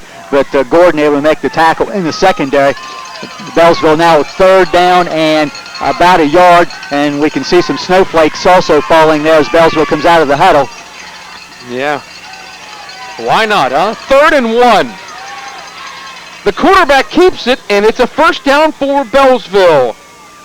Greg Darby, the 6-foot sophomore, gets the first down. Darby's one of those kids who will be around, and he's getting all kinds of experience as a sophomore. And he's not saying he'll be an outstanding quarterback, but he's going to have a lot of experience next year and his senior year. Some growing pains or some interceptions in that this year, but this is a confidence builder tonight because they've really not asked him to try to throw the ball in these conditions. And that time he just kind of crouched down behind his offensive line and slithered through there and picked up his first down. Darby waiting and handing it off. Fumble! It's loose, but the Blue Devils got back on top of it. Rodney Reed, the ball carrier, he was stuck. And was it Cease who made the big hit? I think it was, as he gets up limping. And then Kinsey, I believe, able to fall on the ball, but it may have been a headgear to the ball as it came flying out. Watch it again. Maybe T.J. Stevens was there. 51, couldn't tell. Recovered by the Blue Devils. 2nd down, 11. They were periodically into Monroe Central territory and now back in their own side of the field. Darby pitches it out to the right. Tyler Brown trying to stretch the defense. Chris Yoho makes a good open field tackle at around midfield. 3rd down and 10 upcoming for Beallsville, and only 6 minutes to play in the 3rd quarter. Well, they were able to get outside just a little bit. Yoho able to come up from his strong safety position, make a good open field tackle about the original line of scrimmage. So it's going to put Beallsville in a 3rd down and about 11. And the passing game's not been kind to Beallsville tonight, but they may be forced to try to throw the ball. And they're going into the wind. It's a strong wind. All Monroe's little guys like Brown and Ishii and Yoho, they can all keep with the smaller Blue Devils who are fast as well. You saw it there. Pretty even matchup. Man in motion. And now they little wraparound handoff. Brown not going anywhere. Randall Seifert and he is down. There's a flag late. There may have been some excessive celebration or something there. We'll wait and see what happens. But the play was well defended by Monroe Central. Little trickery. And it's going to be against Monroe Central. Personal foul. No, it's on Beallsville. Wow. Well, Kinsey was clapping for Beallsville because he heard what the referee was calling and he was clapping. The question here, Mike, is whether or not that's a dead ball foul. Because if it's a dead ball, and it is a dead ball foul, so the loss plus 15 yards against Beallsville now is going to force them to punt from way back and give Monroe Central a very big break. Dave Caldwell wants an explanation. He gets one. This will be a long 3rd down. Or rather 4th down. They're going to punt. Because that was a dead ball penalty. Yeah, with Maddie. And this is going into the wind. Monroe Central's defensive, the return man only about 20 yards off the ball, and he is roughed. Despite great field position, Knowles came after it, and they got him. Danny Miller, Or is that Robinson? Looks like Miller and Schauber were both there, and a lot of contact. And it's going to be a break for Beallsville as they'll bring it back. And I didn't see the signal, though, Mike, and whether or not that was a personal foul, which would result in a 15-yard penalty. So we'll let Keith Bloom sort this out as they'll come back to the 34-yard line and step off what should be a 15-yard penalty. Personal foul for running into the kicker, and that is a first down, automatic first down for Beallsville. So 15-yard penalties offset each other yardage-wise, but Beallsville gets the benefit of the automatic first down. And they're still not even in Monroe Central territory yet. Boy, it looked like Schauber and Miller didn't even try to block the kick. They ran right at him, and you could see that coming a mile away. Trying to make a big play and force themselves into a big play. And that's really where they need to hold up and not get called for that penalty. Brown up the middle for 4 yards because they were going to get great field position, but maybe the Noles are pressing. They're looking at Yoho's eye on the near sideline. Probably a contact problem or something. I think you make a good point there, Mike, in the fact that some of the Seminoles may be pressing, somebody needing to step up and make that big play to try to get the tempo of this game turned, because, the longer this game stays 7-0, the more uneasy the Monroe Central sideline is going to be. The way Beallsville's been moving the football, it's going to take them a long time to score. Brown upended by Nate Schauber, 55. He was the first man to hit him, and I think Beallsville's just content. They'll try a trick play when Monroe is least expecting it, or in a long situation. But, hey, one play, it takes a man to fall down and a play to go to the house.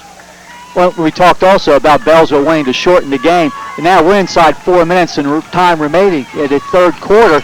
And Monroe Central has had the ball only for 3 plays in the third quarter. So everything has worked exactly right for Beallsville, except they have not and look had a at chance this. to stare, and except they turned the ball over. And that was a trick play. I think it was a direct snap, botched, recovered by Schauber.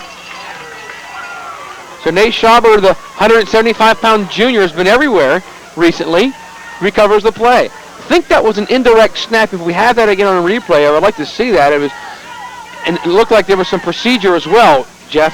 Roll it way back and watch this. No, it just went right through his hands. He was It's almost hit his hands, and it almost looked like he was snapping it himself. Gordon up the middle. Gabe Gordon refusing to go down at the 35-yard line. Big play for the Noles, and Uncle Mo may have switched. Well, just something as simple as one turnover can just completely change field position and everything. And great example of how much the wind is blowing. Someone lost some tape off of a wrist, and it's blowing all over the field. There's some, you can almost see it there, right around the 46-yard line. It's stopped now, but everything that's not bolted down is blowing. Chris Wilson is definitely not bolted down. He's inside the 10. It'll be first and goal, Monroe Central. 2 big plays in a row. And the momentum is definitely on Monroe Central's side. Our reigning athlete of the week gives Monroe Central a big boost. And nothing's real fancy about either one of the running plays. Very simple handoffs behind some good offensive line play. And 2 plays, Monroe Central now is taking the ball down to the 7-yard line. That's a 28-yard pickup. Monroe Central's defensive line has definitely controlled Beallsville's offensive line. But the other way around, I think Monroe Central's doing a better job offensively up front. Wilson, hand down, and dives inside the 5. See if we can watch that last long run by Wilson. Look at the blocking up front. Good job by Schauber, and then downfield too. And you can see Brown trying to strip the ball away, so a good job by Wilson keeping it tucked away. Noles fans trying to come off of their hands. Most of them are sitting on their hands to keep them warm, but I think they sense a score here. A little hard to make a lot of noise with gloves and mittens on. Where's the shakers they usually have out here? Little quick toss to Wilson, trying to get around a man. Wilson heading for the end zone. Touchdown! His second of the night and 8th in his last 2 games. A 5-yard run and Monroe pads their lead. Well, he picked up a real nice block by his lead back, Chris Yoho, on that play, as Yoho turned back against the outside pursuit, and Wilson able to make it into the end zone very easy. So real big play, as you say, 4 plays to go down after the turnover and get a 2-touchdown lead, and you know Monroe Central has to be resting a lot easier now as they try to get the point after together. Here's Ishii, throws a shoe off the field then as Stevens trying to get his kicking shoe on in the strap in a hurry. But he has plenty of time. Kick by Stevens is up and good. So 14-0 Monroe Central. And I think Danny Miller may have gotten away with the hold. Watch on the left side here. 80. Yeah, he got rid of it. And that's Sammy Miller, 88. It was real close, but you could also see the block by Yoho there. Well, the touchdown stands. 14-0 Monroe Central on 2 Wilson touchdown runs. Timeout on the field with the score Monroe Central 14 and Beallsville nothing. We'll be back to Woodsfield after a short break on the WTRF Game of the Week. Ormat Credit Union is exploding with membership opportunities. Anyone living, working, or attending college in Belmont or Monroe counties can join Ormat Credit Union. You can celebrate our expansion whether you're college-bound, raising children, or nearing retirement. Just some of the financial services now available to you include mortgage, car, and home equity loans. Stop by our locations in Clarington, Hannibal, or St. Clairsville for your membership application. And celebrate your financial options at Ormat Credit Union, because our commitment is you. Hey, welcome back to Woodsfield. Mike Anthony and Jeff Stevens, the legendary voice of Monroe Central football.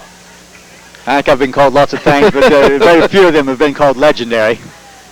Now, you host the Jay Circosta show out here, right? No. Lance LaFollette locally does that, on the local cable here, and it's something that a lot of people look forward to. And I know I pick up a lot from a scouting standpoint, for my radio games I help out on also. You've done it in the past, though, right? Just a couple of times there to fill in on that. I just mainly do the games on Friday night for the cable replay or the radio. Yeah. Look at this boomer. Down to the 1, and Brown's going to bring it out of there. Oh, Cease a kamikaze mission with Kinsey. Keep an eye on those two. Cease and Kinsey get hooked up again. Wow. You have to remember, too, Mike, the intensity in this game, of course, has been there for years. But a lot of the Beallsville students attend Swiss Hills Career Center, which, along with the Monroe Central players. So some of these guys are our friends during the day and, are our best of friends. You'll see a collision maybe here between 32 and 9. There it was.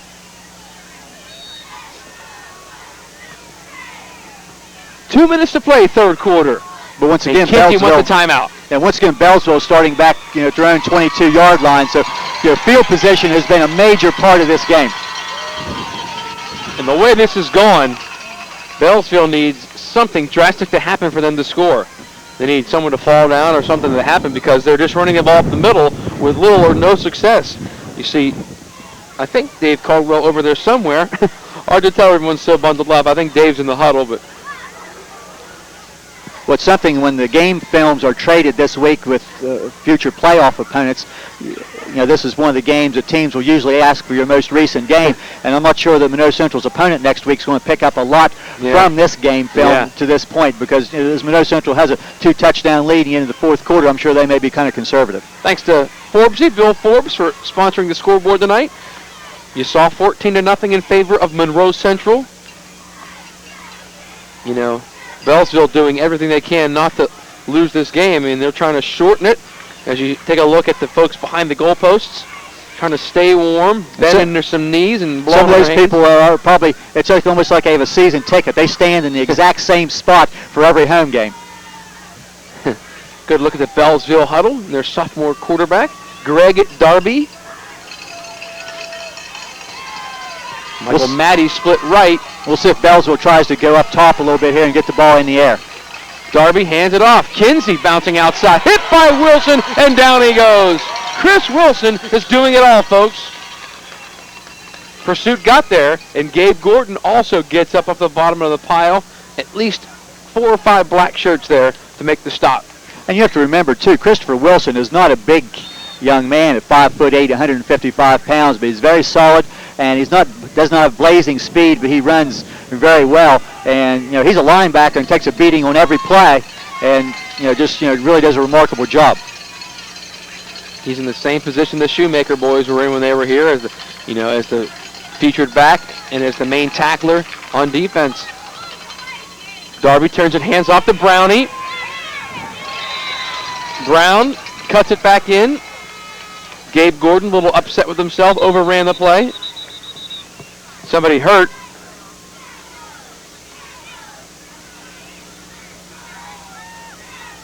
I believe Aaron Cease, who took the brunt of that blow from Brown there, is down. And now the Ceaser is still down. And you see Jaser Costa and a host of other folks around him there. Greg Shoemaker, assistant coach, trying to get a penalty call out of that.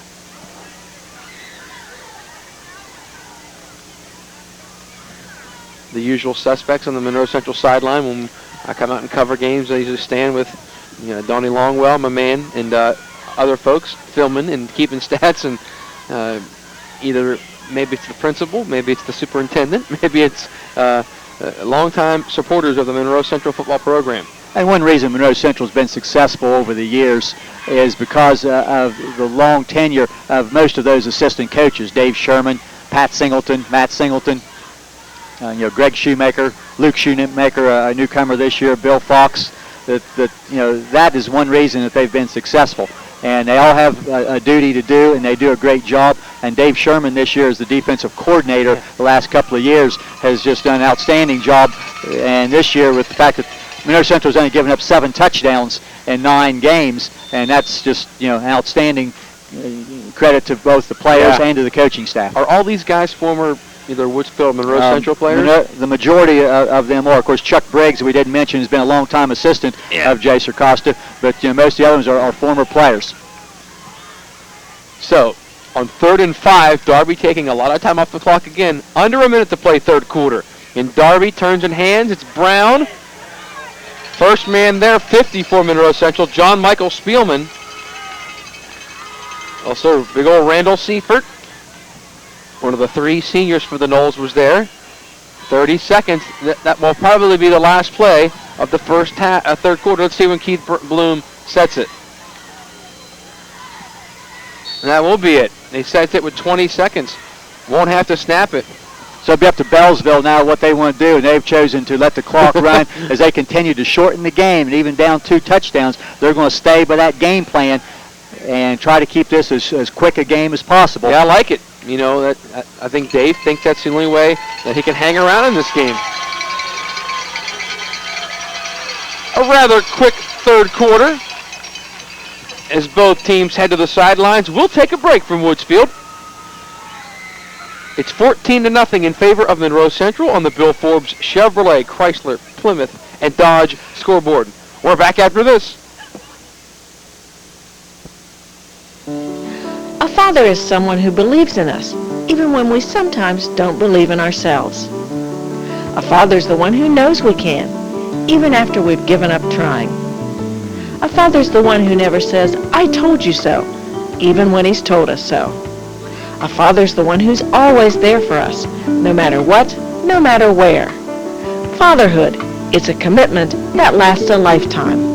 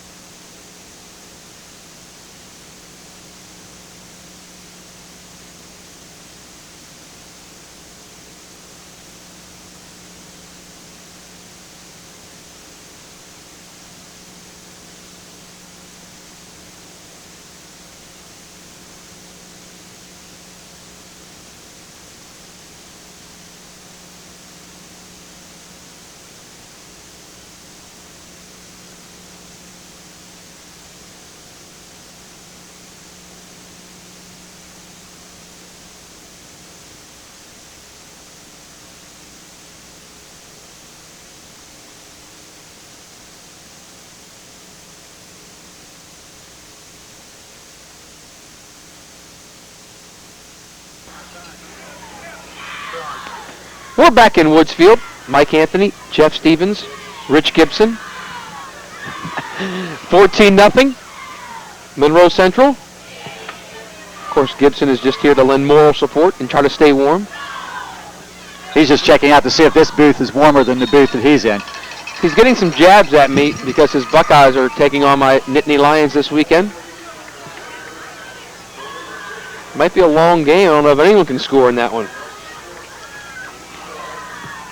Now, tremendous load taken off the shoulders of the Penn State players with that great comeback that they had last week to get that win for Coach Paterno. Yeah. So it'll be an interesting game next week there because the Buckeyes have definitely struggled offensively this year. Yeah, no doubt. Steve Belisari booed a bunch of times in Columbus at home games. Of course, Jay Sarcosta, big Ohio State fan, goes to a lot of games. You still take the kids over to the games? Yeah, they went last week, as a matter of fact. It feels a little closer even with Coach Tressel coming down from Youngstown. Certainly. And some of his coaches a little closer to the Ohio State staff. Luke Shoemaker. Now on the first play of the fourth quarter, Barnesville going to punt it. Look at this punt with the wind. That's a boomer. Darby kicks it. Maddie downs it. A quick kick. They lined up as if they were going to run a fourth down play. Snapped it to the punter. Snapped it back, and he punted it. A little bit surprised that they, I don't think anybody really thought they would go for it from that position on the field and fourth down. But, when you line up that way, you may get somebody to jump, and you just never know what may happen your way. People might wonder why they would do that, and I'm going to guess and think, well, maybe Monroe wouldn't put a returner back there, and that's one way of guaranteeing you that they can't make a big play and get the momentum back here and run it back. Although there's some high risk involved with two different snaps there, and they got it off anyway. Handoff up the middle. Gordon, the ball carrier. See a good show of sportsmanship as Chris Wilson picks up one of the Beallsville defensive linemen, Corey Carpenter.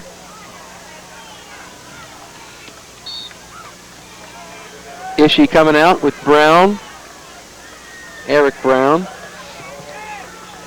Eric Brown, the animal at 5'7", 740 pounds.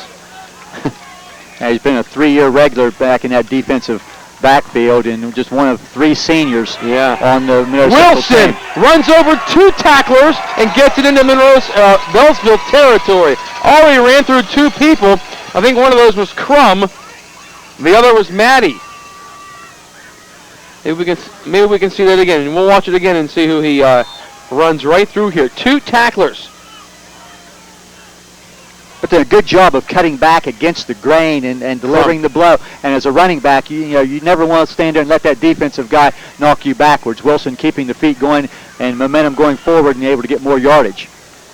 Hand it off again. This is Brownie running wide. Brown spinning and getting at least 4 or 5 yards. Eric Brown. Or as I sometimes call him, downtown Eric Brown. Of course, Aaron Brown was 30. Eric, 20. As you look at the Beallsville huddle there, you can see just a little bit in the screen that light snow that's falling. And been involved with a lot of games over the years in some cold weather, but I'm not sure that I can remember very many games where we've had snow falling during the course of the game. In the frozen tundra. Handed off. Wilson makes a nice cut. Wilson can't get past the second wave, but he made a nice cut to put a juke on one man. Lucas, I think he faked number 70. Yeah, real nice job with that offensive line. As you can see, Spielman at the center position and just moving some people out of there. Schauber along with Stevens, Seifert, Shoemaker. Those guys have done a real nice job. Dan Miller at the tight end position and sometimes also his brother Sam Miller. But they've just have done a real nice job. Even though they have only 2 touchdowns, they've moved the ball well on the ground. Here's split backs. Chris Wilson picking up big yardage. It's a first down for the Noles, and they drive down and punch it in here. We'll see you later. 9:30 to play. Ball game. And the cheerleaders have a big old hatchet in front of us. Look at that. That's neat. Do they do that every game? That's the first time I've seen it. I was going to say, I've been to a bunch of games this year, and I haven't seen that. I like that. They're getting the fans up. They're trying to get the fans to start doing the old Atlanta Braves, Florida Seminoles chant. Ball carrier Gabe Gordon gets it inside the 30. Of course, Gabe Gordon is related to John Gordon, the excellent linebacker guard at Wheeling Central. Talking to Gabe's dad at halftime, and he was worried about that Lindsley game with Wheeling Central. You talk about two tough-nosed kids. John Gordon is as tough as they come, and this Gabe Gordon, for a sophomore, will be as tough as they come by the time he's done out here at Monroe Central. And he wears that Shoemaker 44 number that it's eerie to see the stance and the way they run together. Here's Wilson running right. Gets a great block from Schaber, a kick out. And it's another first down for Monroe Central, and I think they're wearing down the Blue Devils. I think that's exactly right. You know, Beallsville, but along with limping. And that's what you really don't want to see. You know, with a couple of kids that have come up with some injuries here, and they're going to get him out of the game, but you don't want to see any injuries here in the playoffs coming next week. See if he steps on somebody's foot.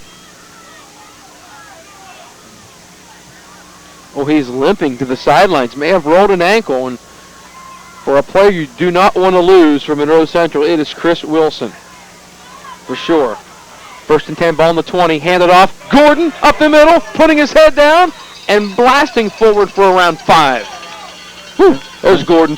And we may plowing straight ahead. see a lot of Gordon, as you mentioned last time, just a sophomore, but good size there at 6'1", 185, and an excellent work ethic there. And over the next couple of years, he's going to be a real solid player. Second year as a regular, starting most of last year as a defensive back, and part of the year as the fullback. Gordon is so fast and strong, he cuts through this wind, running into the wind. Believe me, it is so strong. Some of these little guys are getting blown around, like Brown and Ishii. Handed off, left side. Cease in the backfield. Look at Cease. Aaron Cease will not go down. And Jaser Costa taking a page out of the Mike Anthony playbook. I kid Sir Costa all the time about not putting Cease at tailback. That shows the depth of the team, where they really have not needed him there. He's able to play and does a real good job defensively, but you're getting a chance to carry there at tailback for one play and running hard. He can see that end zone. Stiff arm. He would like to get to the end zone, and there's Matty, and Crum had a hard time bringing him down at the 5-yard line. How about the little brush away, stiff arm? And for a young man that doesn't run the ball a lot, you know, That's his he first looked like he carry knew of what the he was year, doing. right? Not of the year, but the first one of the game. He has carried it before this year? A few times, not a lot. Now see, the games I saw, the 5 games I've seen so far, he hasn't. Here he is again. Cease picking his hole. Cease, almost spun out of there. Tackled by everyone wearing a white jersey. Then Crum was in there again, so was Brownie. Well, this is an opportunity. I think what you're seeing, Coach Acosta, is here's one of your 3 seniors and one of the 2 that Take it, is young back. man. Giving this young man a chance to score a touchdown if possible. Give him a couple more carries down here close to the goal line. He's coming out. Cease had a broken finger from the Lindsley game earlier in the season. Was injured at Barnesville and had a hip injury and was injured just a few moments ago. But back in there carrying the ball, but out for a breather. Now who's in there? Gordo. Gordon, quick toss. Running wide. Gordon drugged down. Yoho was a lead blocker. Didn't do much. That's a nice job there on Rodney the outside Reed. by Reed.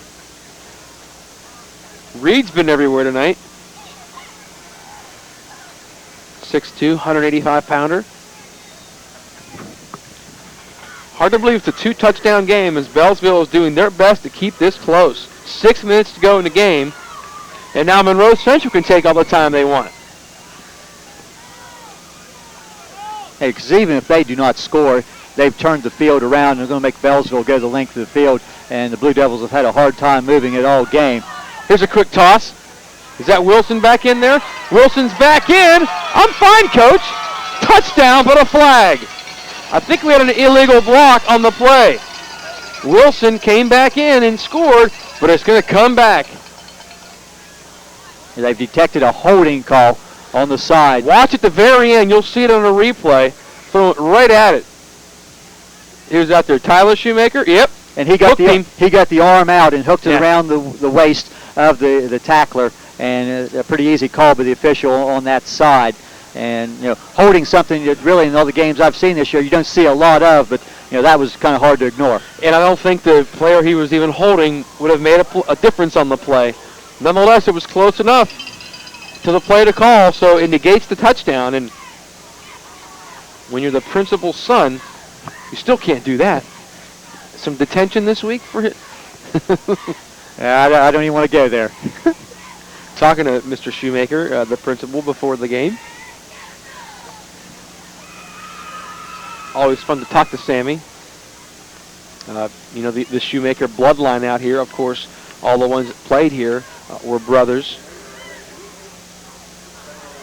And they would be Sam's nephews. Yes. Their father is the insurance man. No. Is Dan, is the brother of Greg and Luke and Steve. Right. And the whole crew. I try to keep them situated. Don't give me a quiz on that. Mrs. Shoemaker's the president of the Mike Anthony fan club. And I can't forget Andy in that stretch also. Back in the middle 80s was an excellent offensive lineman. No, they all were good. And this one, carrying on the tradition at Monroe Central. Of course, he's done a lot better things than that holding penalty to negate a touchdown. Here's Joris, going to throw a little out. Got his man Miller. Good block on the outside by Yoho. Touchdown! Danny Miller. What a block by Yoho on the outside to spring him. 13 yards, Joris to Dan Miller.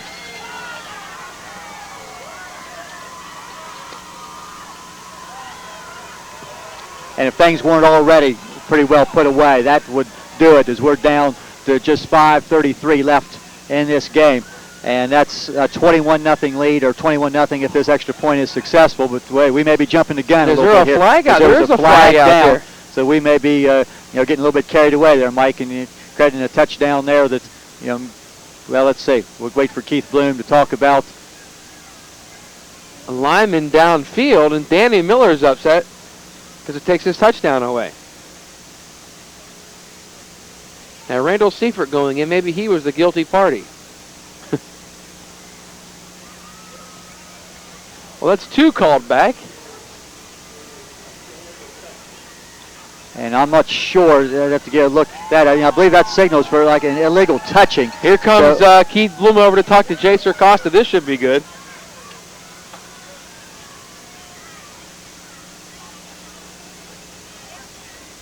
And we can only imagine what that discussion is about. And at this point in time, Coach Sircosta's, can just shake his head. Not going to do any good to do much arguing here, because it's not going to change the call. And it would be a miracle if Beallsville could come back in this one, the way they've moved the ball offensively. They're probably going to be held under 100 yards for the entire game. So Joris on 3rd and 17. Joris under pressure, sacked, and down he goes. Blake Lucas was there, and Joris is helped to his feet by Keith Bloom, the official, and it's going to be 4th down and long. Have another look at this one. Well, Joris initially had a lot of time, but then all of a sudden there came a player out of the middle of the pack, and good job by Lucas making that tackle. And all of a sudden, when Monroe Central thought they had this game put away with a 3rd touchdown, now they're back and have 4th and long now, as they're going to go for it on 4th down and goal from the 25-yard line. Bill Forbes Chevrolet scoreboard, 14-0, Monroe Central High School over Beallsville High School. The 43rd meeting of these schools, and there have been some great ones, some overtime thrillers, some blowouts like the one a couple of years ago, 54-0 in favor of Monroe Central in 1998. The 99 game was won by the Noles in overtime. And that was one of the best football games I think I've ever seen. It was just an outstanding game. Beallsville won last year 21-9. Before that, you have to go back to 96 when Beallsville won 16-14. And there's been a lot more close games in the series than there's been blowouts. Yeah. You've had very few. That where the teams have 54-0 been was very mismatches. rare. Right. Now that 16-14 game, was it late safety? Was that an early safety? I'm not sure. I think there was a field goal late in the game. I can remember that made a difference. And we'll get another timeout. 14-13 in a field goal. That's right. Did Colby Street kick that field goal? Yes, he did. Yeah. See that? Another timeout taken with 5:17 to play. Good look at Monroe Central in their huddle. Well, Monroe Central had a great run in the 90s, and they're trying to make it back into a dynasty here. If they can win this game tonight, which it looks like they're going to, they'll finish another 10 regular season season schedule with 8 wins. And ho-hum Jay Costa looking for win 220 tonight. And that is quite a turnaround from a 2-8 season to 8-2.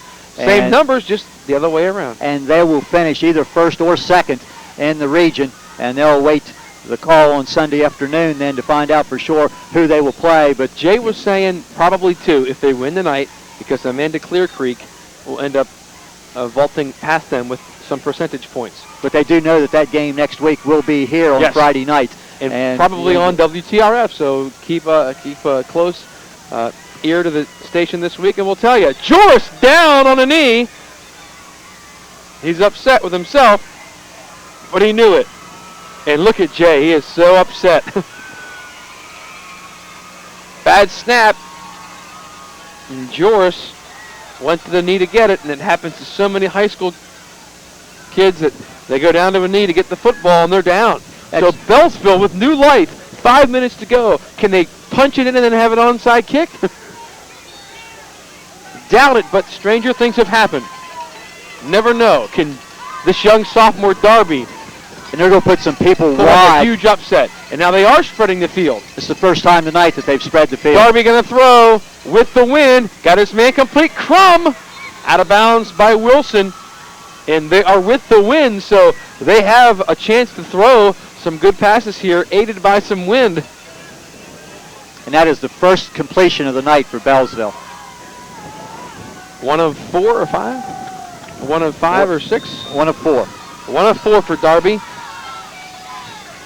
Receivers to the near side, 2 of them. Michael Maddie and Crum.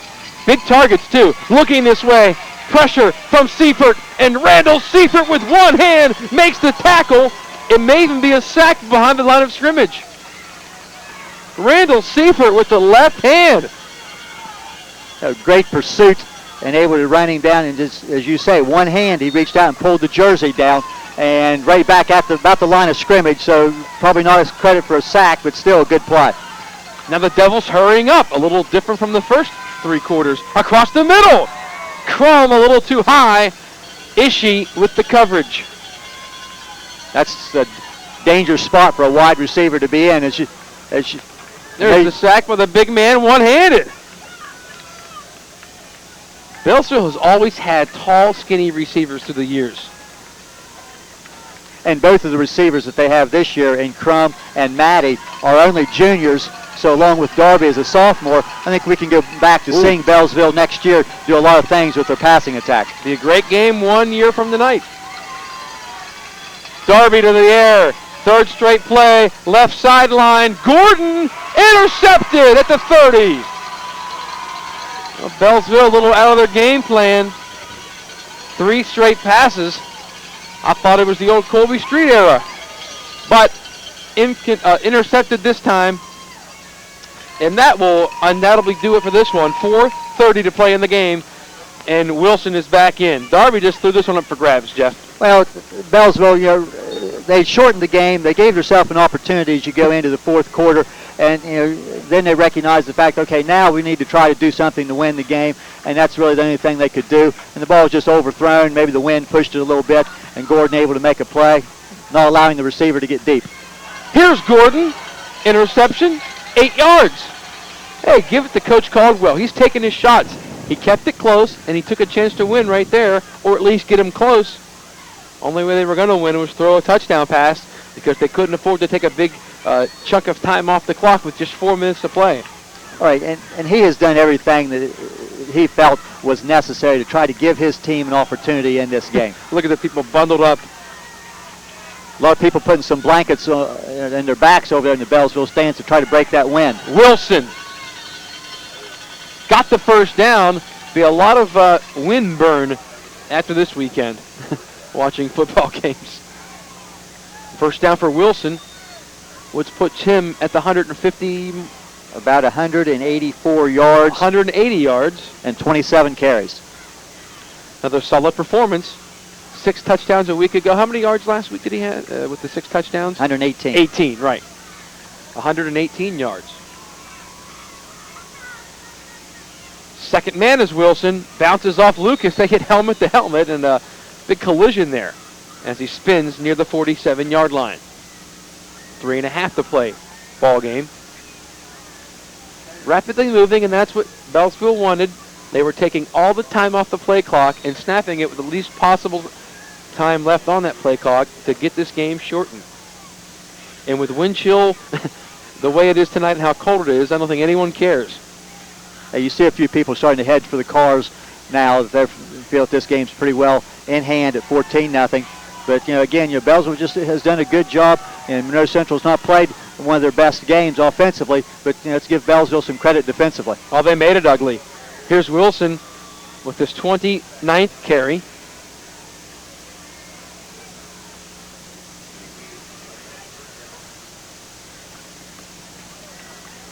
Get one or none? Probably no gain. No gain. Now Monroe Central just sitting in the huddle. Jay will take the win. Don't think it was the way that he wanted to play, although in these conditions, take a win and get out of here. I think ideally he would like to have been in control of this game at halftime, and by the end of the third quarter able to get some of his JV kids in the game and let his starters rest, but it didn't work out that way. They've had to play well, and now you're going to get a delay of game penalty as Monroe Central trying to take some time off the clock and not able to do so. It's called right at the snap, too. And as cold as it is, I don't think anyone would have cared, and no one would have known except the back judge. There have been quite a few penalties in the game, and maybe the cold weather has a little bit to do with that. Mostly 5-yard step-offs, but Monroe Central's had an opportunity to get to the end zone a couple other times on their previous possession, and penalties cost them, which would have enabled this game to be 21-0 instead of 14-0. Joris in a shotgun, handed off. Wilson stacked up. Beallsville calling timeout. They sure are.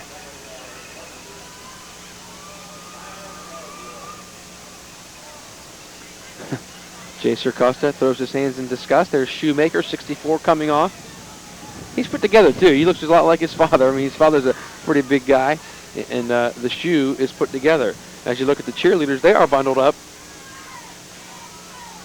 If your ears aren't covered tonight, buddy, it's some cold ears.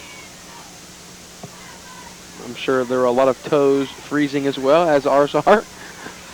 That's a cold, cold night. Coldest of the year, and the teams practiced in warm weather all week. Warm, 70 degrees, 60-degree weather, and then all of a sudden on Friday, bam, we have snow flurries and wind chills in the teens and very cold. Can't be over 30 to 40 degrees, but the wind chill makes it feel like it's in the single digits. They haven't practiced in this stuff all week. Well, and all year the weather has been so good, and very little problem. A little bit of rain off and on a couple nights, and some people on to the north of this area had some rain a couple nights. But really, Monroe Central and Beallsville has played in great field conditions and great weather conditions all year. All those fields in great shape too. With 2 minutes to go, here come the Blue Devils for the block. Gordon gets it off, end over end. Crum lets it bounce. Look at Randall Seifert down there. Big old Randall Seifert down. Now, how about those two, Shoemaker and Seifert? There's two of your offensive linemen. Who would win in a race between those two? I think I'll take Shoe in a foot race between those two. That's why I think Seifert wanted to touch the ball, so he could act like he run that foot race. But nonetheless, Beallsville will take over 1st and 10. Minute 42 to go in this one. A long, cold one. Not necessarily long, but getting back to normal with some injuries and some timeouts. Over a 2-hour game so far. And a few penalties there have made the second half a little bit longer than the first half. But this had 2 hours. This had 2 hours written all over it at the beginning of the game. Here's Darby in the shotgun. Darby going to wing it out here, complete to Brown. slips Brown's tackle, and Brown nearly knocked the football away too. Tyler Brown, tackled by Eric Brown. Good tackle by downtown Eric Brown with the right hand, trying to slap that ball out of there. Devils into Monroe Central territory for, I think, only the second time tonight. A couple completions now. Second or third time. Some people are going to say, well, why didn't they start throwing the ball sooner? But when you look at the way things stacked up, that was not the way to go. And now in Beallsville in a desperate situation, trying to get lined up, get as many snaps off as possible. Darby fumbles it, picks it back up, flings it out. Oh, and Gordon lays the lumber on Brown, Tyler Brown.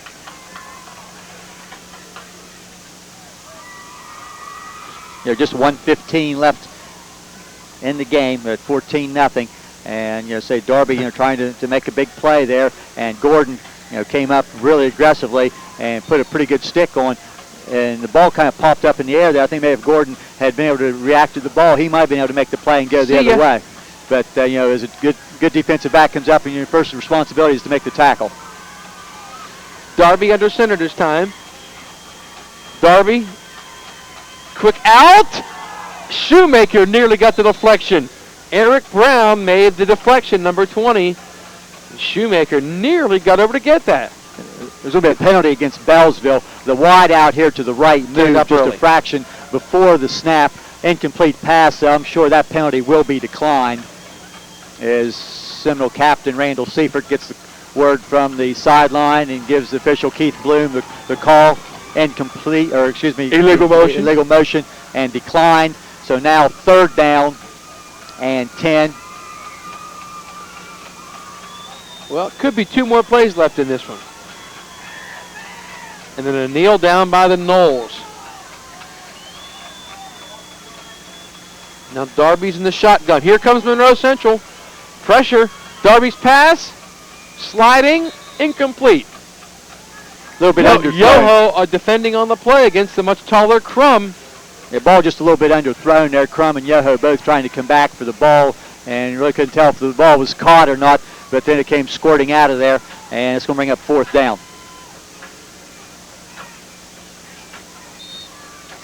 So 4th down, and last chance for Beallsville, the minute 5 to play. And Yoho almost had a better opportunity at that ball than what Crum did. Look at Monroe Central's defense, only going to rush 4. And now a flag pre-snap. Well, again, that's going to be the illegal substitution penalty, as there's somebody for Beallsville trying to get off the field there. But again, that's 12 men in the huddle, and that's going to cost Beallsville 5 yards. And I think that's, the 3rd time we've seen that call made tonight. Well, this will be a lot longer for Beallsville. And a shutout pretty rare in this series as well. Although the 54-0 route was a lopsided game. And on 4th down, that pass was ruled to be behind the line of scrimmage, a fumble, but out of bounds. So Monroe Central will kneel down on the football, and on the strength of 2 Christopher Wilson touchdowns, they'll win the game. Unless they do run a play. I'd be very surprised, but they haven't got to run many tonight, though. I think in this situation, 14-0, it serves no purpose to do anything other than take a knee, and I think that's the instruction that Coach Sarcosta has probably given to Michael Joris as he goes there. And you had a quick shot there of defensive coordinator Dave Sherman, and another shutout for the Seminole defense. When they're lined up in a formation, they're going to probably run a play. Yep. Gordon up the middle. Taken down, and there'll be a time for one more if they so choose to run one more. But after the 54-0 debacle in 98, you have to go back to 93 when Woodsfield beat Beallsville in the swan song of the high school, 14-0. Most games have been low scoring, but there's not been a lot of shutouts. In 88, Beallsville 21-0 over Woodsfield. This will be the second shutout of Monroe since the consolidation of Beallsville. Christopher Wilson getting close to the 200-yard mark, and that'll do it.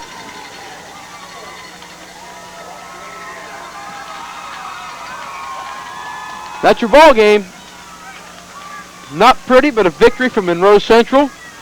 They bounce back and finish the regular season at 8-2. Look at Dave Caldwell. He's pointing to his troops saying, great job. And these bitter rivals shake hands and congratulate one another at midfield.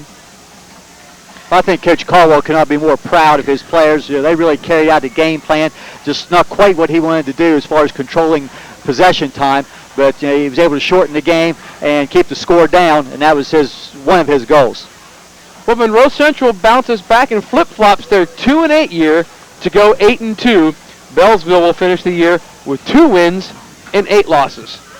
Of course, they beat Bridgeport in the forfeit victory over Fort Fry. On the Bill Forbes Chevrolet, Chrysler, Plymouth, and Dodge scoreboard, the Noles beat the Devils 14-0. Post-game comments coming up. Stay with us.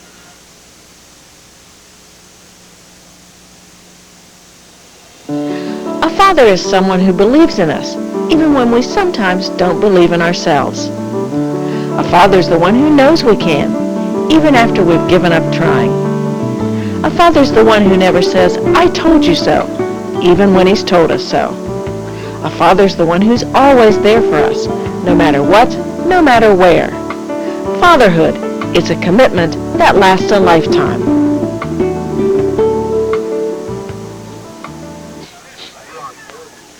Hey, back in Woodsville, the Seminoles shut out the Blue Devils in this backyard rivalry, 14-0. Mike Anthony along with Jeff Stevens. And Jeff, we saw another one. Wasn't quite the classic Beallsville-Monroe Central rivalry. More people worried about staying warm in freezing tonight rather than watching a football game. Although it was a hard-hitting game, and Monroe Central posts another shutout, just the second shutout in the history of these two schools since the consolidation of Woodsville to Monroe Central. Nonetheless, the Noles 8-2. More importantly, going into the first-round playoff game here. They're probably going to finish second, and will probably end up playing. Could be Barnesville. Who knows? Amanda Clear Creek will probably end up being number 1, and the Noles will go from there. We'll find out later on the weekend. First of all, your thoughts on another Beallsville-Monroe Central game? Well, you said the crowd was not what we have grown accustomed to seeing from Monroe Central Beallsville games, but the weather conditions had a lot to do with that. As people all over the valley tonight playing in some really poor conditions. But it was a hard-hitting football game. Both teams doing a nice job. 14-0. So Monroe Central, I'm sure they had visions of a lot more scoring, but they were able to control the ball and run a lot more plays, and able to do really what they wanted to do as far as running the ball. The running game very important tonight, because of the wind conditions. And maybe not an impressive win, but still an impressive defensive effort. And win's a win. Seminoles 8-2, and they're going to play in November. And you set those goals at the beginning of the year to make the playoffs, and then to play at home, and that's what they're going to do. And Region 19 is really spread out, so playing at home is a big advantage. There's some trips in there that could be better than 3 hours, so you really like the idea of playing at home. More importantly, Monroe Central's defense held the Blue Devils to under 100 total yards, and that is pretty impressive. Another shutout for Monroe Central as they win at the final of 14-0 on the strength of Christopher Wilson's 189-yard effort on 31 carries. First touchdown of the game in the first quarter on the first drive, and it looked like it could have gotten out of hand early the way the Noles were moving the football, and I know everyone was thinking that until Beallsville just really shortened this game by taking some penalties and running time off the clock. It was inevitable that Monroe would score at some point. They finally did. A couple of touchdowns called back, but they scored twice, and that was all they needed. So Monroe Central wins it. Well, as you said, you looked in the early stages like Monroe Central was going to be able to do what they wanted, scoring in their first possession. But Beallsville's defense really stepped up, did a good job. Kept this game close at 7-0 at halftime until Monroe Central was able to get on the board there in the second half in the third quarter. But they'll take a 14-0 win. And I hope for warmer conditions next week when they play in the playoffs. It would almost have to be warmer than this. On the Bill Forbes Chevrolet, Chrysler, Plymouth, and Dodge scoreboard, Monroe Central 14, Beallsville nothing. The Noles take the 43rd meeting of this rivalry and have now run 4 of the last 5 meetings. Well, that's it from Woodsville. Thanks for joining us on a cold, wintry-like night here as the Noles win it 14-0. For Jeff Stevens and our director Dave Gordon, I'm Mike Anthony saying so long. You've been watching this exclusive presentation of WTRF Sports, your official West Virginia's Super 6 football station. Good night, everybody.